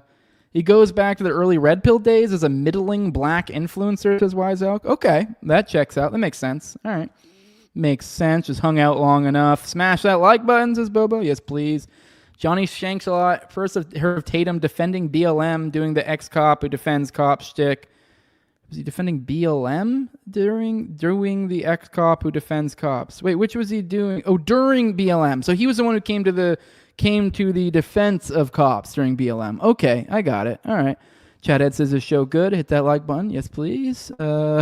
Gerald says Jose loves Israel. Shh. $7,000 deposit. Did I say something nice about Israel? I don't even know what I said earlier. Good morning, Dino Rocambole. That's a fun name. We need 1,000 Tuckers. Yes, more would be nice. I am still a little bit concerned about some of the glowiness of them, but I don't know. As time goes on, the glow seems to diminish a little bit, but I still always see it. I still see it. People don't fucking forget Tucker. Tom says, does Josh Hammer want Tuck and Nick dead? Absolutely. Was he trying to call a hit with the neutralized? No. LMAO, he's a clown. He has no influence over over literally anything. No, I actually, I was with you on does Josh Hammer want Tuck and Nick dead? Absolutely, I'm with you. Was he trying to call a hit with the neutralized? No, I actually, I tend to agree with that. I don't think he actually was. If anything, it's actually probably more, I'd say it's more likely he used strong language hoping that people would overplay their hands in response, which is what they did, in my opinion. So, but yeah, I don't know. But then I don't agree with you where he says he has a clown that has no influence over literally anything. That guy's doing, something's going on with that guy. The waters he was swimming in. Now, he may not have like influence, but he's part of something. I think he's part of something. So it's not that bizarre that he was calling, that's like a calling the hit. He could have. It's not that, but I actually lean towards he was not. So, fuck your like button, Jose. Where's Jeff? Says Gerald. Take a nap somewhere. I don't tell you. I'll bring him back eventually. If we get 50 likes, Jose will skip around his room with a mint julep. I mean, I don't know. I don't know about all that, but go ahead and try it. Can't hurt. Jose going hard recently. You love to see it. I don't know. Am I going hard? Okay. I'm just doing my thing. Candace. Marnimac says Candace kind of brought him into the scene, or I guess made him known at least. I'm assuming you're talking about Tatum. I guess. Okay. Well, that's interesting. John Black says Fuentes has the right to defend himself. He's our gayest ally. All right, let's get into the next story. We're going to make fun of more homos. It really is crazy how many, when you get to the upper echelons of these, whatever the fuck these circles are, how fucking fruity these guys are. It really is just it's weird. I mean, we showed Randy Fine, very fruitcake vibe, like in a weird, dark, sinister, like serial killer homo type way, like freaky, Randy Fine. Lindsey Graham, like maybe he'd be like a little helper in like those like dark sorts of things, but I don't think that's like his jam. I think he's just, I don't know, he just wants to have a nice little queen to sit on the porch with them every day while they watch snuff porn. That's all he wants. Just something beautiful, just someone to to live out your life with. That's all that Lindsey wants. But then we have Kash. I know we've talked about this show before. This guy is living, I don't know if he still is. I mean, maybe it's changed since then. But he was on record living with some like, kind of pretty handsome, I might say, middle-aged billionaire type Zionist donor that he'd been living with for like a substantial amount of time in Vegas. Not with his girlfriend who lives in like Tennessee, I think. So lives on like the other side of the country. But yeah, keep in mind we've talked too about some of her, dubious past, which we'll get into that a little bit. But once again, this is coming up on the I don't know, how do we put this this is being brought to the fore. So here's Kash Patel. Just go ahead and read it and we'll get into it. He says, I'm proud of the work of this FBI. We're taking violent criminals off the street in records numbers, crushing the fentanyl crisis, dismantling cartels, saving children, hunting down terrorists, and so much more. Let me be clear, we will not be distracted by baseless rumors and the noise from uninformed internet anarchists, and the fake news. I've always said, criticize me all you want, but going after the people doing great work, my personal life, or those around me is a total disgrace. Okay. The disgustingly baseless attacks against Alexis, a true patriot, and the woman I'm proud to call my partner in life are beyond pathetic. She's a rock-solid conservative and a country music sensation who has done more for this nation than most will in 10 lifetimes. I'm so blessed she's in my life. I gotta say, it's really gay to call her my partner in life. It's really... I mean, really, the idea that you're doing all of this over a girlfriend as an adult man. I don't know. Attacking her isn't just wrong. It's cowardly and jeopardizes our safety. My love of family will always be my cornerstone, and you will never tear that down or keep me from them. This isn't your family. This is a girlfriend. Once again, this is so just gay. I and this FBI will stay laser focused on our mission and continue the reform we promise, rebuilding this bureau from the ground up. And for supposed allies saying silent, your silence is louder than the clickbait haters. Like, I don't know. For one, there's like this like the similar vibe. It reminds me of like how a lot of parents will complain about when they hear about like people will be like talk about their dogs or their cats and be like, "This is my little fur baby," and you're like they don't have children, and they will be like, "Oh, it's literally like my kid," and you're like, it's not like your fucking kid. Like, I love my animals, but they're not my kid. It's a very different thing. My kid is a much more important thing in my life than my animals. I love animals. I love them. They're sweet. They're adorable. I don't know. Great. It's a wholesome thing to have pets, but they're not human beings. But there's just that idea, like something about this, like the way he talks about his girlfriend. Like, dude, I'm a dude with with two teenagers and a wife I've been married to well over a decade. Yeah, get the fuck out of here. This is just weird. It just feels just gay. But it's funny, like everyone's talking about, so he's even got community note of this, is people are, and they got hit with a couple. So people are largely not attacking Kash Patel's significant other, but rather reacting to his firing of people who point out his usage of government funds to travel to her shows. Now, what they're referencing here is this right here. But Kash Patel fired the FBI Assistant Director Stephen Palmer after Patel received extreme backlash for using taxpayer dollars to fly his girlfriend Alexis Wilkins' performance at a wrestling event. As a result, Patel is trying to block the tracking of government jets. After it was discovered that Patel used a $60 million jet to make the round trip, numerous critics have called Wilkins a Mossad agent, with Patel responding that anyone attacking his girlfriend is a coward and endangering their lives, as we just read, obviously. And then also Patel's previous comments on FBI officials using private planes and taxpayer dollars. So he's also been on record talking mad shit about people who do this sort of stuff, and yet here he is doing it his very self. So completely unsurprising from what we've figured out from Kash over time. But I figured, hey, maybe take the opportunity to take another little bit of a minor dive into Lexis Wilkins, Kash's beard, his fake girlfriend, to take a dig into her past. We've done it before on this show, but I don't think quite in maybe this organized of a fashion. And whatever, time to take a little bit of a dig into this. This is from Sam Parker. We also, I think, I scrolled through this thread a little bit earlier, so there might be new angles we haven't explored either. But as we've talked about before, I think Kyle Seraphin is actually either still in the midst of being sued over all this by Lexis Wilkins, because there was this claim before, or going around, that Lexis Wilkins is a Mossad agent or something. Well, what ended up happening is people conflated some claims. I think Alexis did end up, well, obviously we'll go through this. I think Alexis did, serve in the IDF, maybe, or I forget some of her specifics. But what the conflation happened is Alexis Wilkins worked for PragerU, and the PragerU, and the person who ran PragerU is a former, I believe, was it 1800, Unit 1800, I think, or whatever the heck that like tech, tech intel, intelligence tech related fucking version or whatever of or whatever the unit of the IDF. Supposedly that lady was with them, but that's obviously not Alexis Wilkins. These are separate people, but she worked for them. So, which I guess she even said here, which now this becomes even more like ridiculous. Now she's saying, she just recently posted, "I do not work for a spy. The association you're making is awful and operative for Israel. See my other comment on this post." Now here the thing is, she did work for a spy, but you're going to see a little bit of a weird semantic trick, I think, perhaps. To see my other comment on this post, the accusation you're making here is actionable on the legal side of defamation. I'm absolutely not afraid to look at that.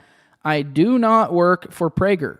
I have made content for their platform, which is for the purpose of spreading educational videos to the youth. I am for a sovereign USA. Shame on you. So what she's saying here is, I do not work for Prager. I have made content for their platform. So, which I don't know exactly in what capacity she worked for them. I guess not even technically worked for. She provided content, which I feel like anyone in any universe would easily say that counts as worked for. Maybe you don't consistently over a long period of time work for them, but you have worked on occasion for them. But whatever. But all right, let's go down this thread. Alexis Wilkins, Kash Patel update. She recently claimed on Instagram that I don't work for a spy. I make content for their platform. Get it? She doesn't work for them, but she just does work for them. Quality hair splitting. But let's explain this non-spy claim further, shall we? So the spy in question is Marissa Straight, the CEO of PragerU. Marissa is absolutely a spy, as she moved to Israel, joined the IDF, and worked in the military intelligence unit 8200. Well, I always want to say 1800, which is similar to the U.S.'s NSA. What Marissa knows, and what other Jews know, but perhaps count on you Gentiles not knowing, is that Marissa has sworn an oath to give her life in the defense of Israel. So yeah, you can see now here's some excerpts. Or you can see here, PragerU. You can even see, it literally says on, I don't know where this says at. Is this on her Twitter account or what? I think this might be her Twitter account, Marissa Straight, or it might just be her profile on PragerU.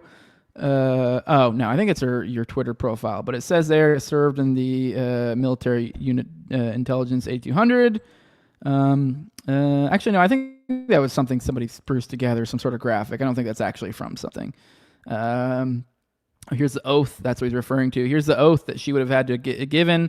I hereby swear to devote all my strength and even to sacrifice my life to defense and war for the sake of my people and my homeland, for the freedom of Israel and the redemption of Zion. Likewise, the oath of the IDF declares, I swear and obligate myself on my word to honor, to remain loyal to the state of Israel, its laws, and its legitimate administration, and to devote all my strength and even to sacrifice my life in the defense of the homeland and the freedom of Israel. Now, to be fair on this point, I guess, I swore an oath to the Constitution, although my out here would be for one, I don't think I'm technically the same person that I was then. I was definitely under a completely different set of beliefs under that set in time. But also, too, I think even if you do actually analyze the oath of enlistment, it kind of breaks down and becomes illogical pretty shortly. So it's like it's an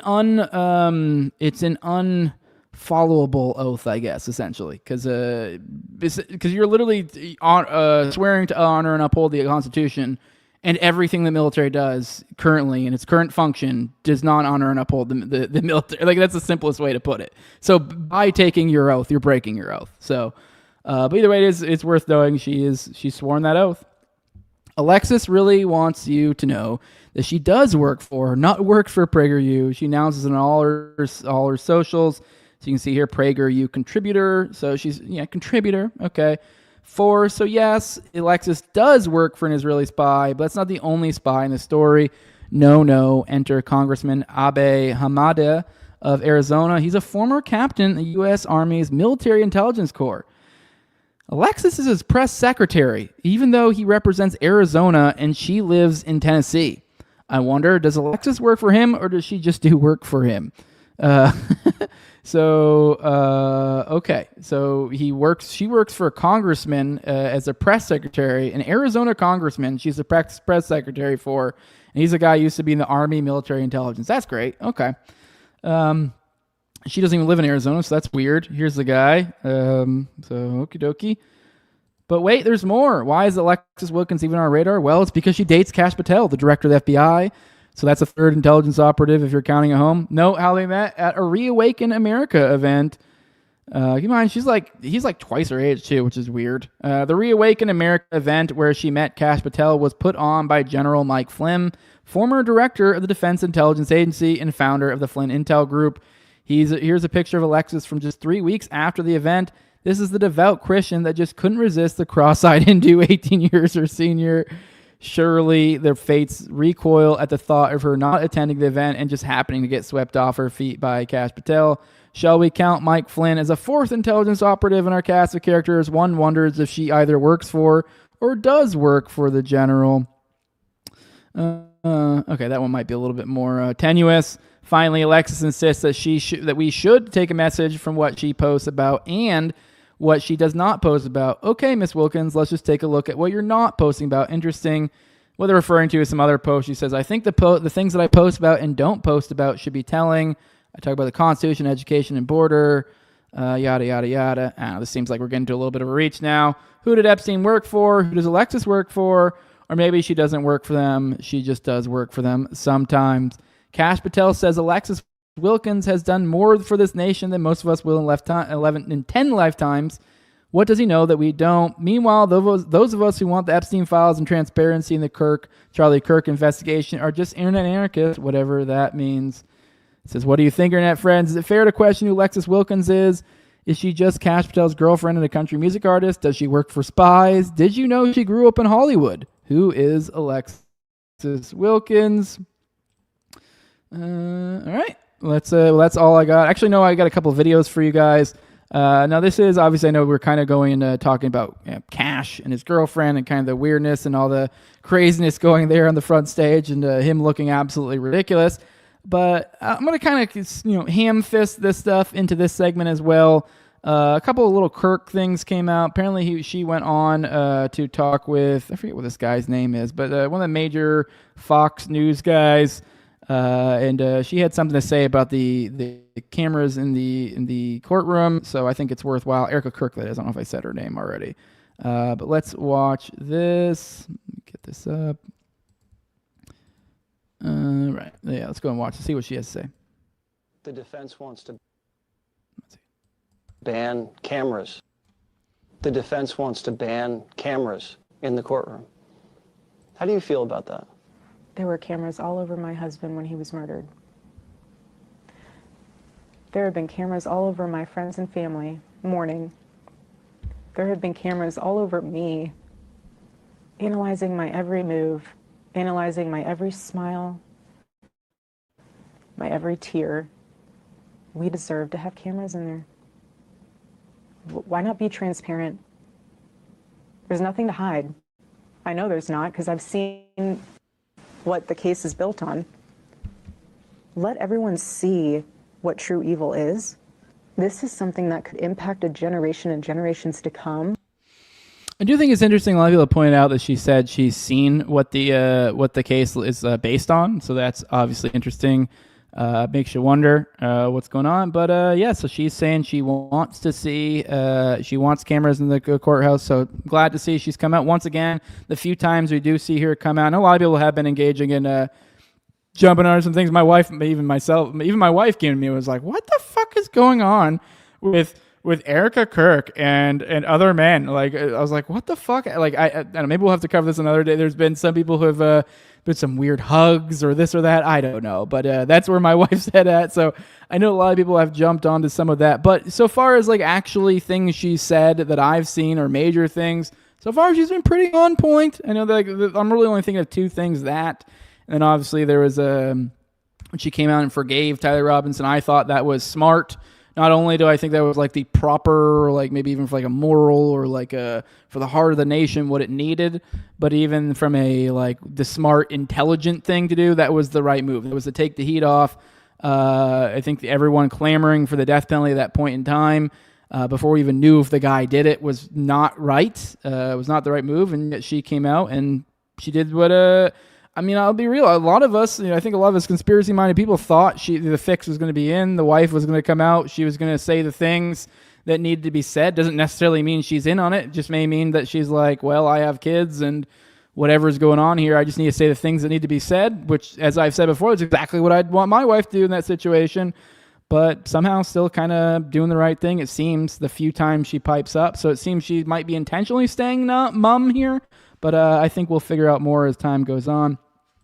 All right, this is fun. I think you guys will like this. And I'm interested to see where more comes out on this. And please, please, please, a reminder. Hey, this show is a lot of times, I forget to remind you guys, this show is a lot of times in a big way crafted by you guys. I come through here in the morning. I go through what I have in the bookmarks, and you guys help me accumulate these bookmarks for every show. And so you guys tag me in things. And so with that, be on the lookout for old Tyler Boyer of TPUSA doing fruitcake stuff, because we're going to have fun covering that. But let's see a little context of what I mean here. Listen to what Candace has to say.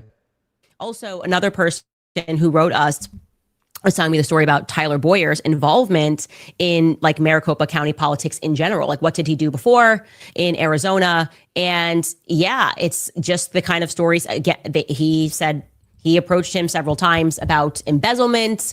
You know, Tyler was hooking up with young interns, young male interns, or young male workers. And he didn't even care. He's like, I will go on record because all of this happened and I had the proof that all this happened. And everybody knows about Tyler Boyer at Turning Point USA. It's like an absurdity. But this is the person that is putting people into places of power at Turning Point USA. He's just involved. And something that was interesting is also how many Russian speakers there are. I was telling you, like UVU, there's just a lot of Russians and people who study Soviet studies.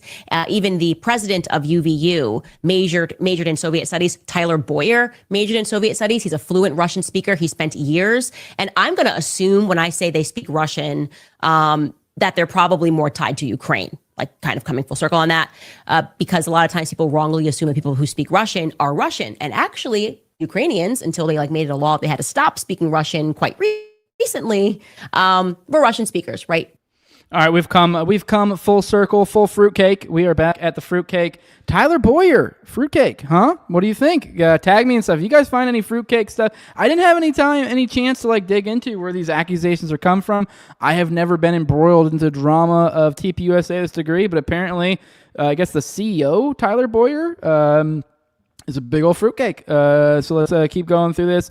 Let's dig a little bit deeper, to kind of and a little bit digging back. And here's from Bryant Ferentz saying, breaking Tyler Boyer 2015 vote of no confidence reveals allegations of misuse of funds.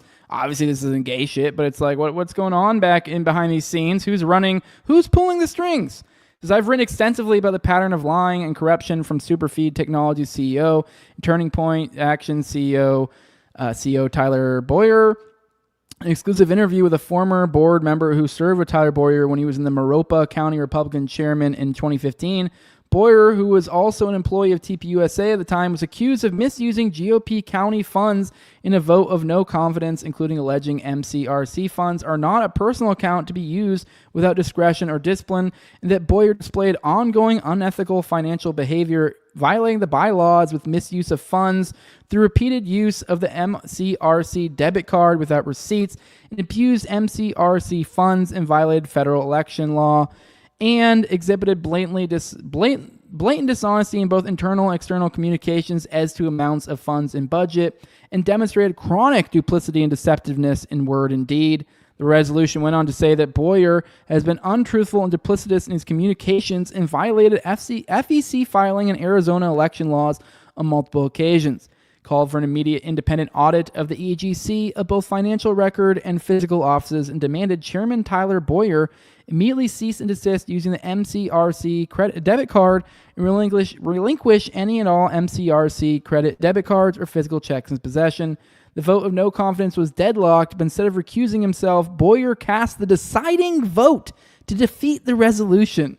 Along with the board member corroboration, a 2015 article notes Maricopa County Chairman Tyler Boyer proves once again that he is unfit to lead the party and references the resolution of no confidence. One former board member who spoke on the condition of anonymity alleged that Boyer had embezzled and inflated fundraising by $50,000. And see the excerpts in the vote of confidence below. And yeah. All right. Yeah, these are... I mean, we're not going to get too much in the weeds in this. I mean, you guys keep an eye out there if you find more weirdness about this guy. I want to know. What kind of fruitcake stuff is this guy up to?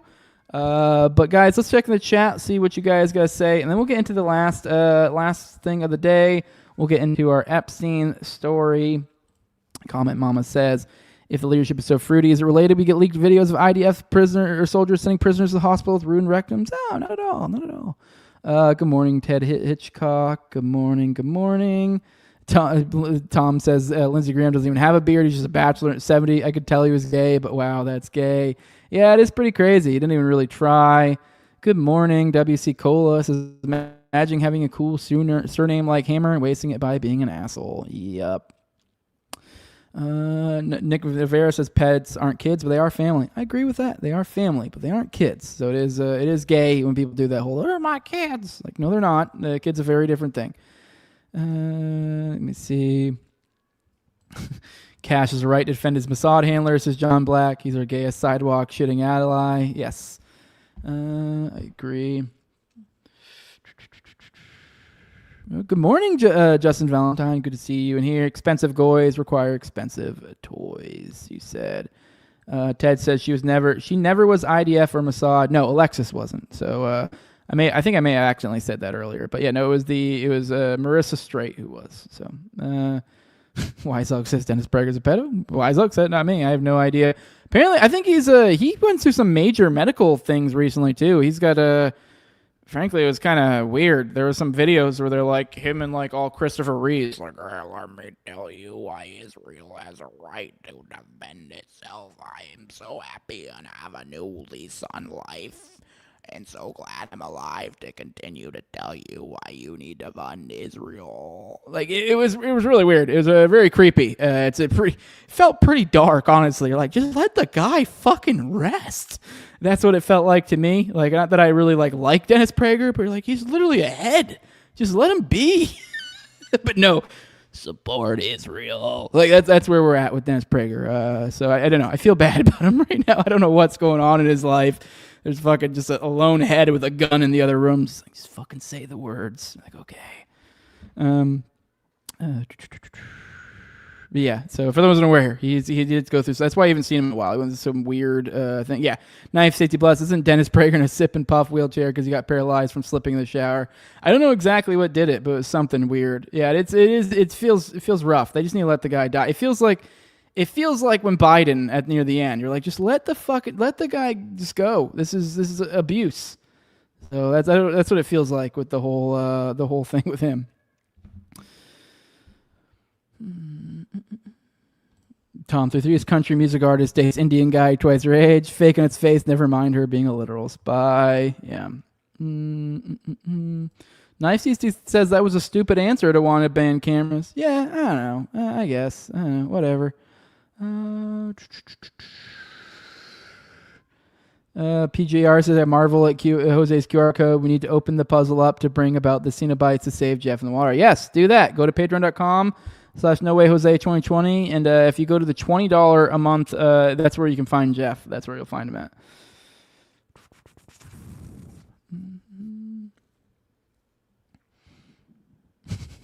Gerald says I'm good at I like injecting cocaine in normal conversations because it lets me know who's on the same team.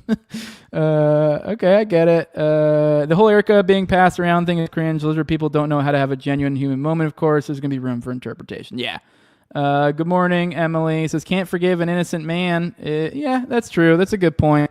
Although, I don't think she was in the position to really give whatever. Because although I will say, I think Tyler probably had something to do with it. If I had to guess, there's something going on there. Justin says, I doubt seriously there will be a trial. Yeah, his comment says it's probably being held in Valhalla. So, Tom says, this is where I get my news from. How am I supposed to send news to the news? Well, you tag me at Tagging Jose or send me a DM if you'd like. Let me see. Scroll. Nick Vera says fruitcakes are Judeo-Christians' favorite types of cakes. You're probably onto something there. All the gay shame. Good morning, Draco Decon. Good to see you here. Everyone should dress up as Koresh for Waco Fest. Would be fucking hilarious seeing it on the news. Yeah, it would be fun. Convince them we're some sort of terrorist organization. That'll be great. Good morning. After what Prager has said about underage sex with older men, karma is a bitch. Oh, I forgot. I vaguely recall that. He had some wild comments about sex with older men, which is a weird thing for, I don't know, him to comment on, really. But I don't know what the situation was, how he got on record for that one. But funny either way. Tag me in that one. I'll read that on the show. That'll be fun. All right, let's get into our Epstein stuff. We have some Epstein bombshells to go through, or particularly just one mainly. We might get into some other little stuff depending on where we get into the time, because there's some other little tertiary Epstein-related stuff. There's one main thing we're going into. Here's Julie K. Brown. kind of setting up the story for us here. She says, great story about how Florida prosecutors let Epstein off the hook, not only for abusing children, but also for possible financial crimes. While we knew they were investigating money laundering back in 2007, details of this part of their investigation had been scant. These emails show Epstein was sweating it out. Now, Julie K. Brown, just a reminder, that is like, it's a Miami Herald. This is actually her bio right here. Miami Herald journalist whose investigation led to the arrest of Jeffrey Epstein and Ghislaine Maxwell, author of Perversion of Justice. So she was one of the OGs on all this stuff. So if you do really want to get a grip on like this stuff, I've heard that you got to read like her work is the best way to kind of come to terms with all this stuff. But let's go through this story. This is from over at Bloomberg.com. This is Jason Leopold. This is explosive new investigation. We uncovered previously undisclosed details about an 18-month money laundering investigation into Jeffrey Epstein that took place alongside the 2007 federal sex crime probe, according to emails and docs business obtained from Epstein's personal Yahoo account and source familiar.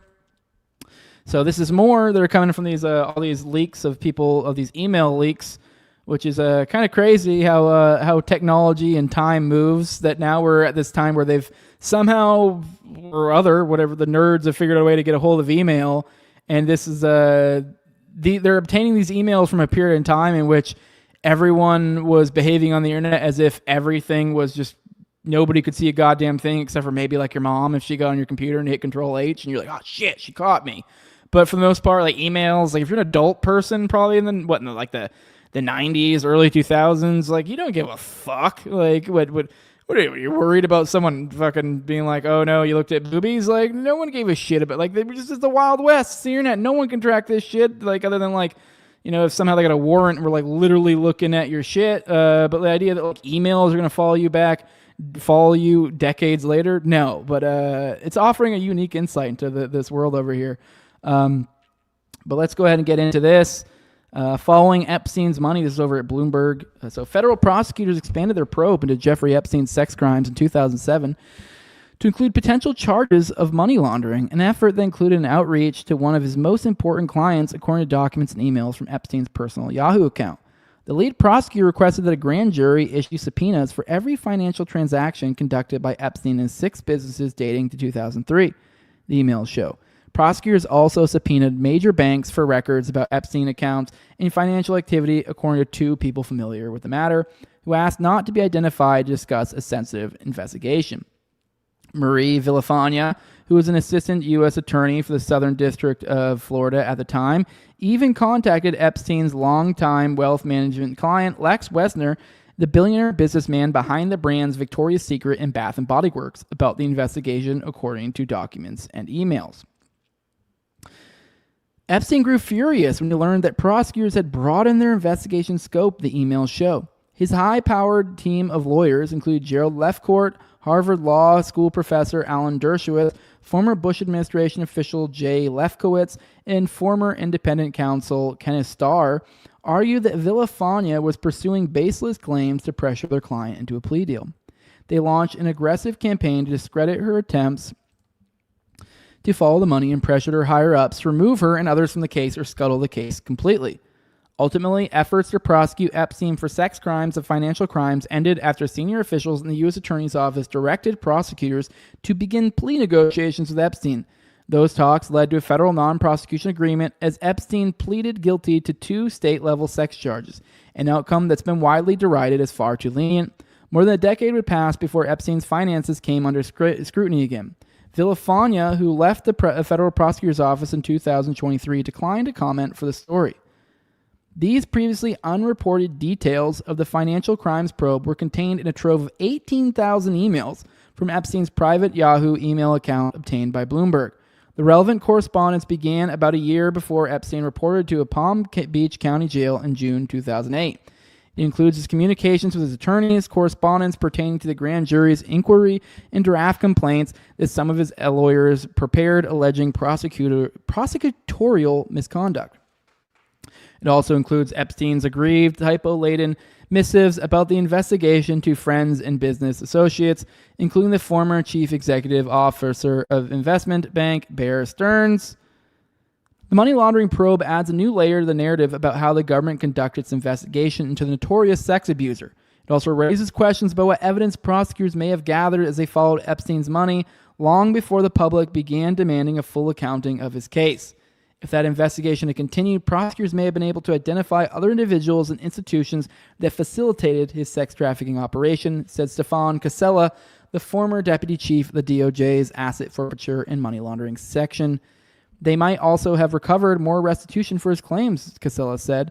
The documents and emails obtained by Bloomberg do not reveal important aspects of the money laundering investigation, including, most prominently, what it found, nor do they detail the transactions that the government sought to examine, the 6 businesses that were targeted by subpoenas, the specific dollar amounts involved, nor the manner in which Epstein was suspected of laundering funds.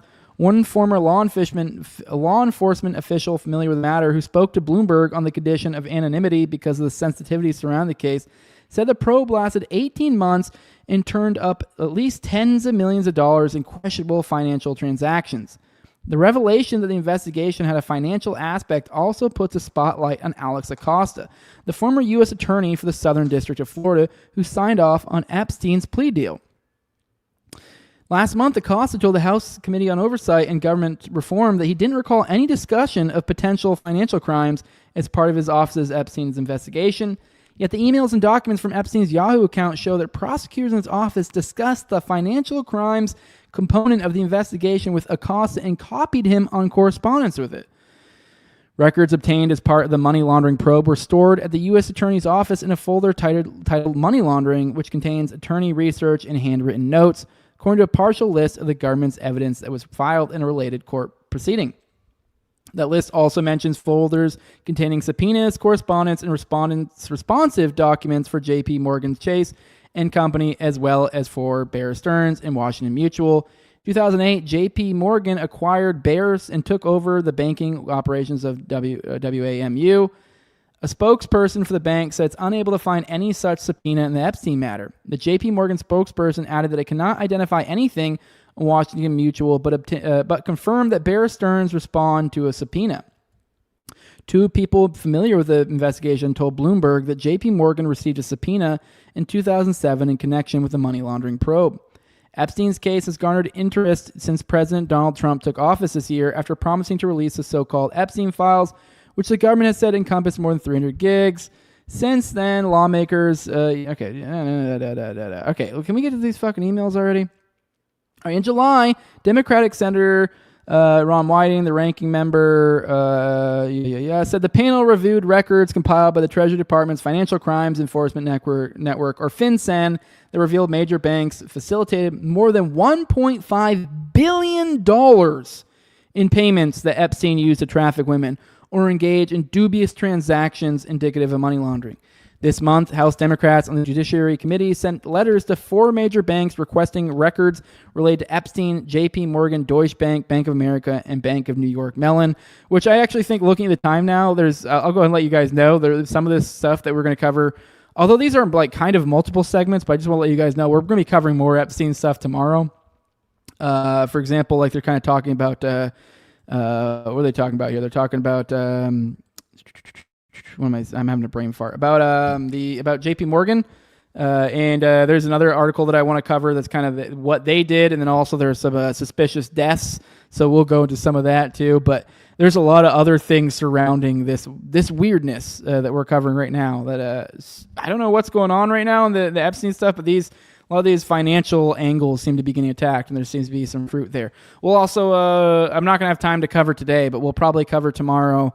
The Prince Andrew is no longer a prince, so we'll probably cover that tomorrow and some other Epstein related stuff, so we'll probably tie that all together. But I don't know, interesting stuff moving right now. I know it sounds like boring because it's money stuff, but it is kind of damning. Whiting sent a statement to Bloomberg that money laundering charges surely would have been a centerpiece for any serious prosecution aimed at bringing Epstein down for good. He had the decision to drop the federal money laundering case as part of the government's non-prosecution agreement was a staggering miscarriage of justice. This is another interesting part too. What a lot of people, why I think this is so important, a lot of people may not have been putting this 2 and 2 together. Just on its face, you're like, oh, boring. Oh, more financial crimes from Epstein. You're like, yeah, well, this was also ties into the non-prosecution agreement, I believe, is my understanding. So, I mean, well, that was part of the non-prosecution agreement is they dropped the money laundering case. So not only are they getting essentially future off the hook for him and his associates for any such things, just for this fake prison, period that he essentially got. And not only that, they're dropping the federal money case. And I don't know. I mean, I'd have to reread the agreement to see if that somehow would cover them for this, in perpetuity as well. Although luckily the Supreme Court denied Ghislaine recently, so that legal ruling does not hold anymore. So it doesn't really matter. So it's not like if it was like that would save his associates for their money laundering stuff. Anyways, these new details only raise additional questions about Acosta's truthfulness. Wyden said, best case scenario, according to this story, is that it was by incompetence rather than by choice that he allowed Epstein to go on trafficking women and girls for a decade. Democrat Representative Robert Garcia, the ranking member on the House Oversight Committee, said in an interview that he was appalled that he's only now learning of a money laundering investigation. This information makes it incredibly clear that there is a massive cover-up happening right now. It appears that the DOJ is likely sitting on evidence that Epstein's crimes were perhaps even bigger than have been publicly reported. I think this calls into question Acosta's entire testimony. An attorney for Acosta, Jeffrey Neiman, told Bloomberg the existence of a financial probe would not be inconsistent with Acosta's statements to the committee. Back in 2006, the Southern District employed over 200 attorneys and at any given moment conducted countless investigations. Although Mr. Acosta approved the terms of the Epstein matter, he did not direct that investigation or any investigation for that matter, he said. If evidence of financial wrongdoing existed, no agreement prevented the DOJ from pursuing it in the many years following Epstein's sex crimes prosecution. Federal prosecutors began investigating Epstein in 2006, about a year after the Palm Beach Police Department opened a criminal investigation into a local man that teenage girls referred to simply as Jeff. Sorry, that shouldn't be funny, but thinking about the cat Jeff, and now thinking about my cat Jeff as Epstein, I can't help but be retarded and laugh at that. In November of that year, prosecutors issued a subpoena for Epstein's personal income tax returns for the previous 2 years. Documents in Epstein's inbox show. Then in February 2007, the money laundering probe was opened, according to the former law enforcement official. At around the same time, prosecutors focused on a pattern of transactions in which Epstein directed some of his employees to withdraw large amounts of cash to disperse to women around the world he was suspected of having victimized, the basis for a potential charge of operating an unlicensed money transmitting business, according to the former law enforcement official. 3 months later, in May 2007, Villafana drafted a 53-page indictment and an 82-page prosecution memo. According to a 2020 Justice Department report that examined the integrity of the federal investigation, that report described Villafana urging her superiors to move swiftly because she believed Epstein was continuing to sexually abuse girls. Instead, the report concluded she was stonewalled by senior officials at the office who saw her as too aggressive. The 2020 report does not mention any financial crime element of the probe. The evidence Villafana collected was serious enough that she wrote in the prosecution memo that Epstein should be charged with money laundering and operating an unlicensed money transmitting business. According to the former law enforcement official, the indictment, a copy of which hasn't been publicly released, was never filed and remains shrouded in history. Behold, right now, I just do have to say with Villafana here, behold the paradigm of the good cop. Yeah, this is interesting how this works. Good cops don't last too long. Instead, in July 2007, Villafana and her colleague Jeffrey Sloman, the second in command of the U.S. Attorney's Office, were directed to enter into negotiations with Epstein's legal team on a non-prosecution agreement. Sloman didn't respond to requests for comment. Initially, the emails and documents show Epstein rejected prosecutors' proposals that he plead guilty to sex crimes with a minor, register as a sex offender, and pay damages to an undisclosed list of victims and spend 2 years in prison. A month in, the negotiations stalled. Then on August 16, 2007, Villafana requested that grand jury issue subpoenas for Epstein's financial records dating back to 2003. On the same day, Villafana also sent a letter informing Epstein's defense attorneys that she would continue investigating his finances as long as the NPA remained unsigned. That letter was detailed in a 22-page document prepared by Epstein and his lawyers that was titled In RE Grand Jury Investigations of Jeffrey Epstein. Track changes in a drafted document show Epstein made numerous edits under the initials JEE. Here is the email. It says, in other words, if the sex offense is resolved, the office would close its investigation to other areas as well.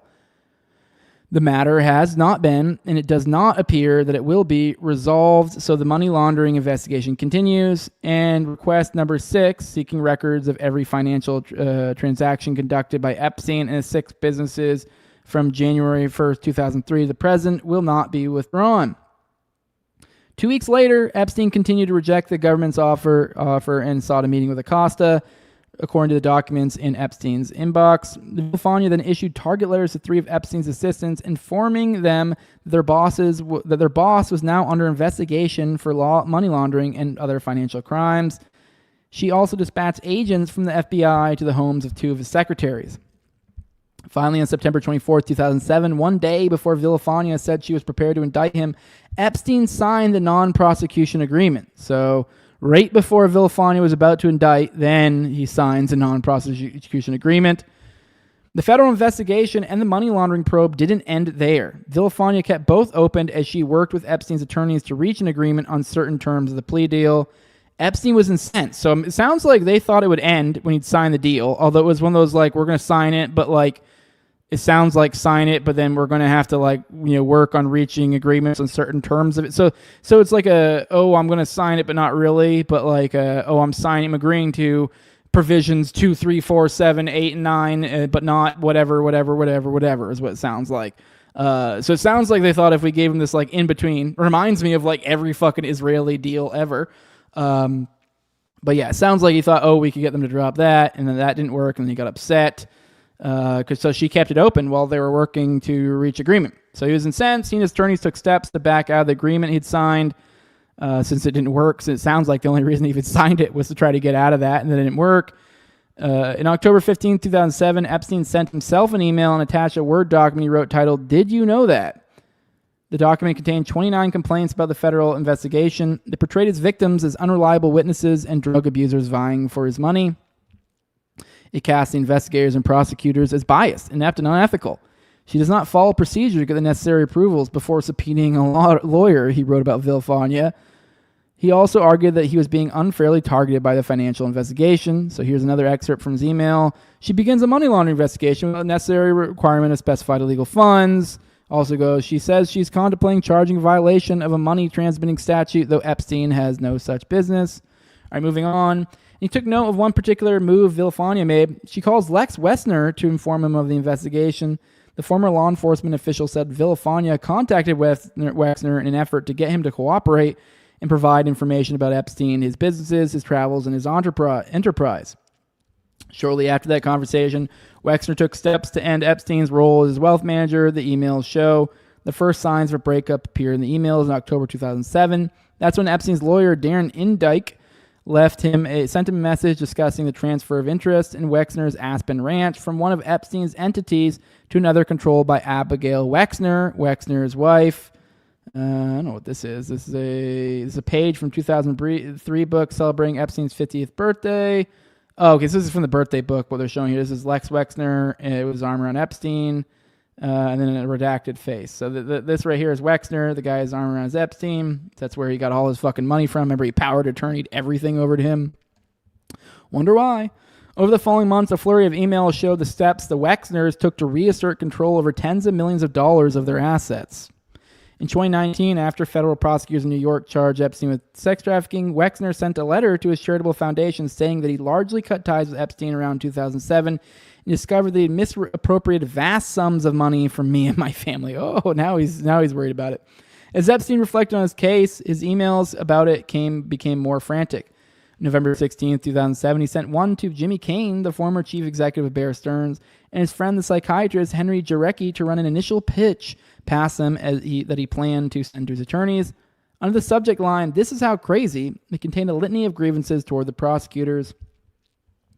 Here's an excerpt from it. It says, "My team consists of professionals with over 250 years of criminal experience. In an abundance of care, we have also consulted with outside ethics experts and former Justice Department officials.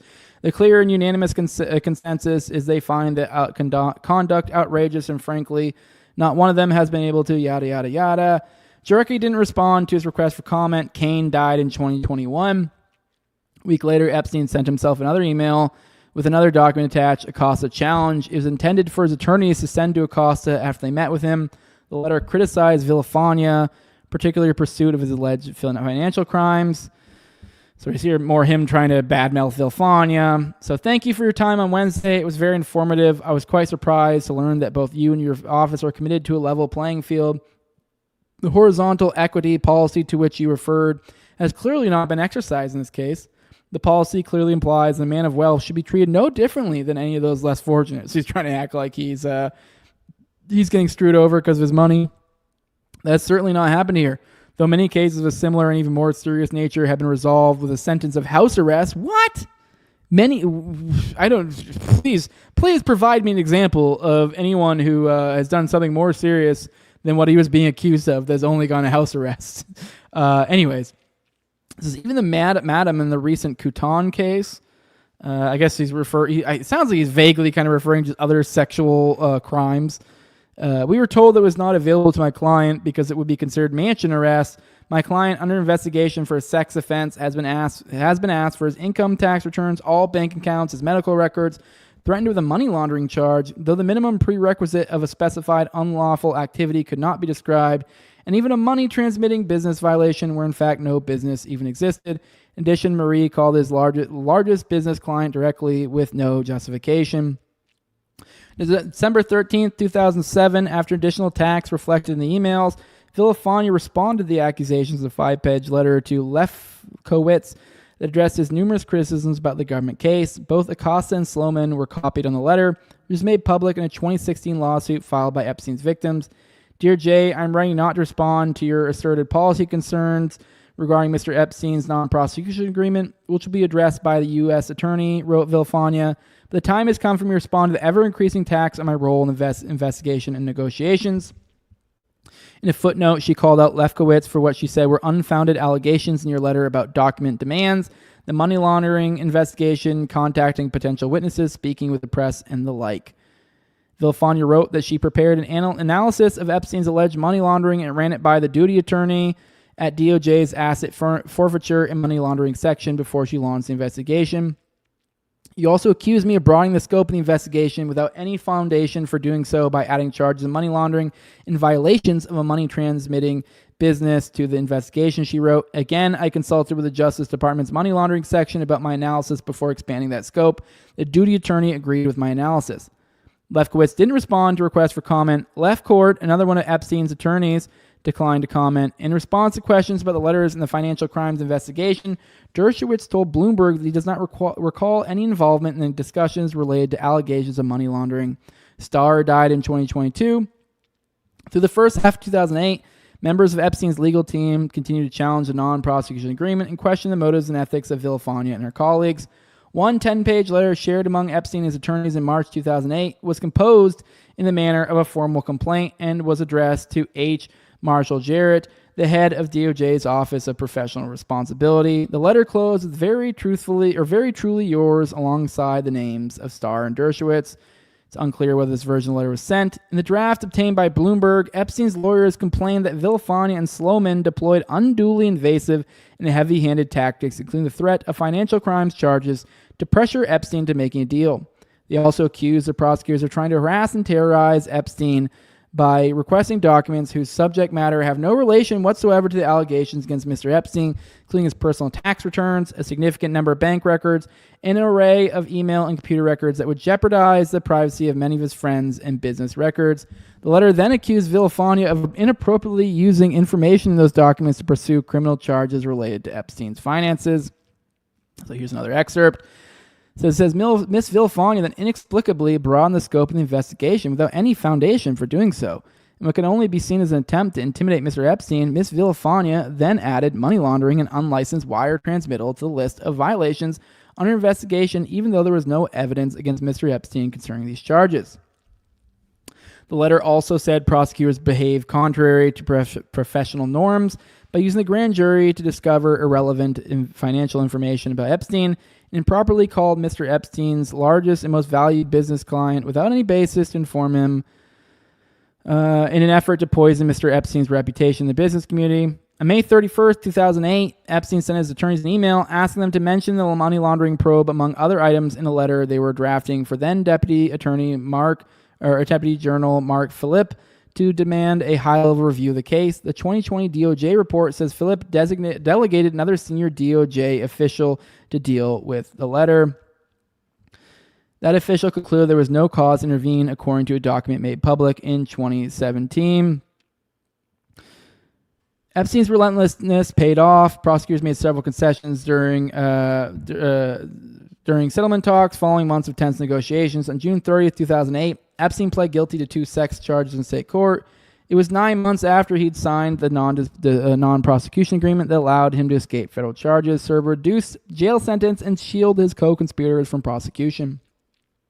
The deal also brought the government's investigation to Epstein's finances to a halt. According to the former law enforcement official, the money laundering probe remained open until the day of Epstein's guilty plea. 4 days before he reported to prison, Epstein received an email from Wexner, whose wife had updated him about Epstein's situation. Now, this is from Wexner to Epstein. It says, Abigail told me the result. All I can say is I feel sorry. You violated your own number one rule. Always be careful. Which I don't know what the number one rule is, but it says no excuse, Epstein responded. A spokesperson for Wexner declined to comment. A person close to Wexner said his email expressed a strong disappointment that Epstein had breached his fiduciary duties and broken the family's trust. The number one rule, I guess, as we're implying, is fiduciary duties. Okay. Last month, Acosta told the House Oversight Committee he had no recollection of the financial crimes investigation that prosecutors in his office led for more than a year. During the interview with lawmakers, Representative Melanie Stansbury, a New Mexico Democrat, peppered Acosta with questions about whether his office probed any financial crimes as part of their Epstein deal. I don't recall a financial aspect, Acosta said. According to a transcript of his interview the committee released this month, we were focused on inappropriate acts that took place in Palm Beach. She then asked him whether his office discussed potential financial crimes and whether it was part of the decision as to whether or not to pursue federal charges. To my recollection, the discussion focused on the sex crimes, Acosta said. And why not on the financial crimes, Stansbury pressed? This was 20 years ago. I can't speak to that. Was that not a part of what was recommended during through the line prosecutors? Stansbury asked, referring to Villafania. Again, I can't speak to that, Acosta said. One point during the interview, Acosta turned the questioning on Stansbury. He asked her, are there communications about a financial aspect to this case? You were the prosecutor, Stansbury said, not me. So he's asking other communications about financial aspects. Sounds like he was angling for info. Now here's another email. Actually, never mind. No, it's not. I'm retarded. That's the end of the thing. It kind of have the same font as like the emails they were doing earlier. So that interesting stuff. As I said, that's actually not all I wanted to cover today. There's a few other things. There's more moves being made by the House Oversight Democrats. We'll probably cover that tomorrow. We have J.P. Morgan digging into this in the past and some of the fishy deaths surrounding it. What else? We got this like, and you know how I talked to you guys, what was it, Friday, about the Fed's secret cover up filing system. Well, it seems we have something very similar in regards to Israel. So almost like, I don't know if you'd say it was an entire filing system, but they have their own system of information, or I guess you kind of could. Maybe filing might be overstating it, but we'll probably talk about that tomorrow. The way that they have what's the word I'm looking for? That they've I can't even think of that. They've systematized the cover up of Israeli crimes. Essentially, create a whole category of it, and so that way they can be shuttled off to another different spot to be analyzed by different people. But it's been a good episode today. A lot of interesting content covered, I think. Good Monday. Had a good showing today. Be sure to hit that like before you bounce. Let's roll the chat. Maybe I can see. I know it's been a while since I popped in. Maybe there's something interesting in here. Wiseluck says the Valhalla thing still sticks up like a rusty nail.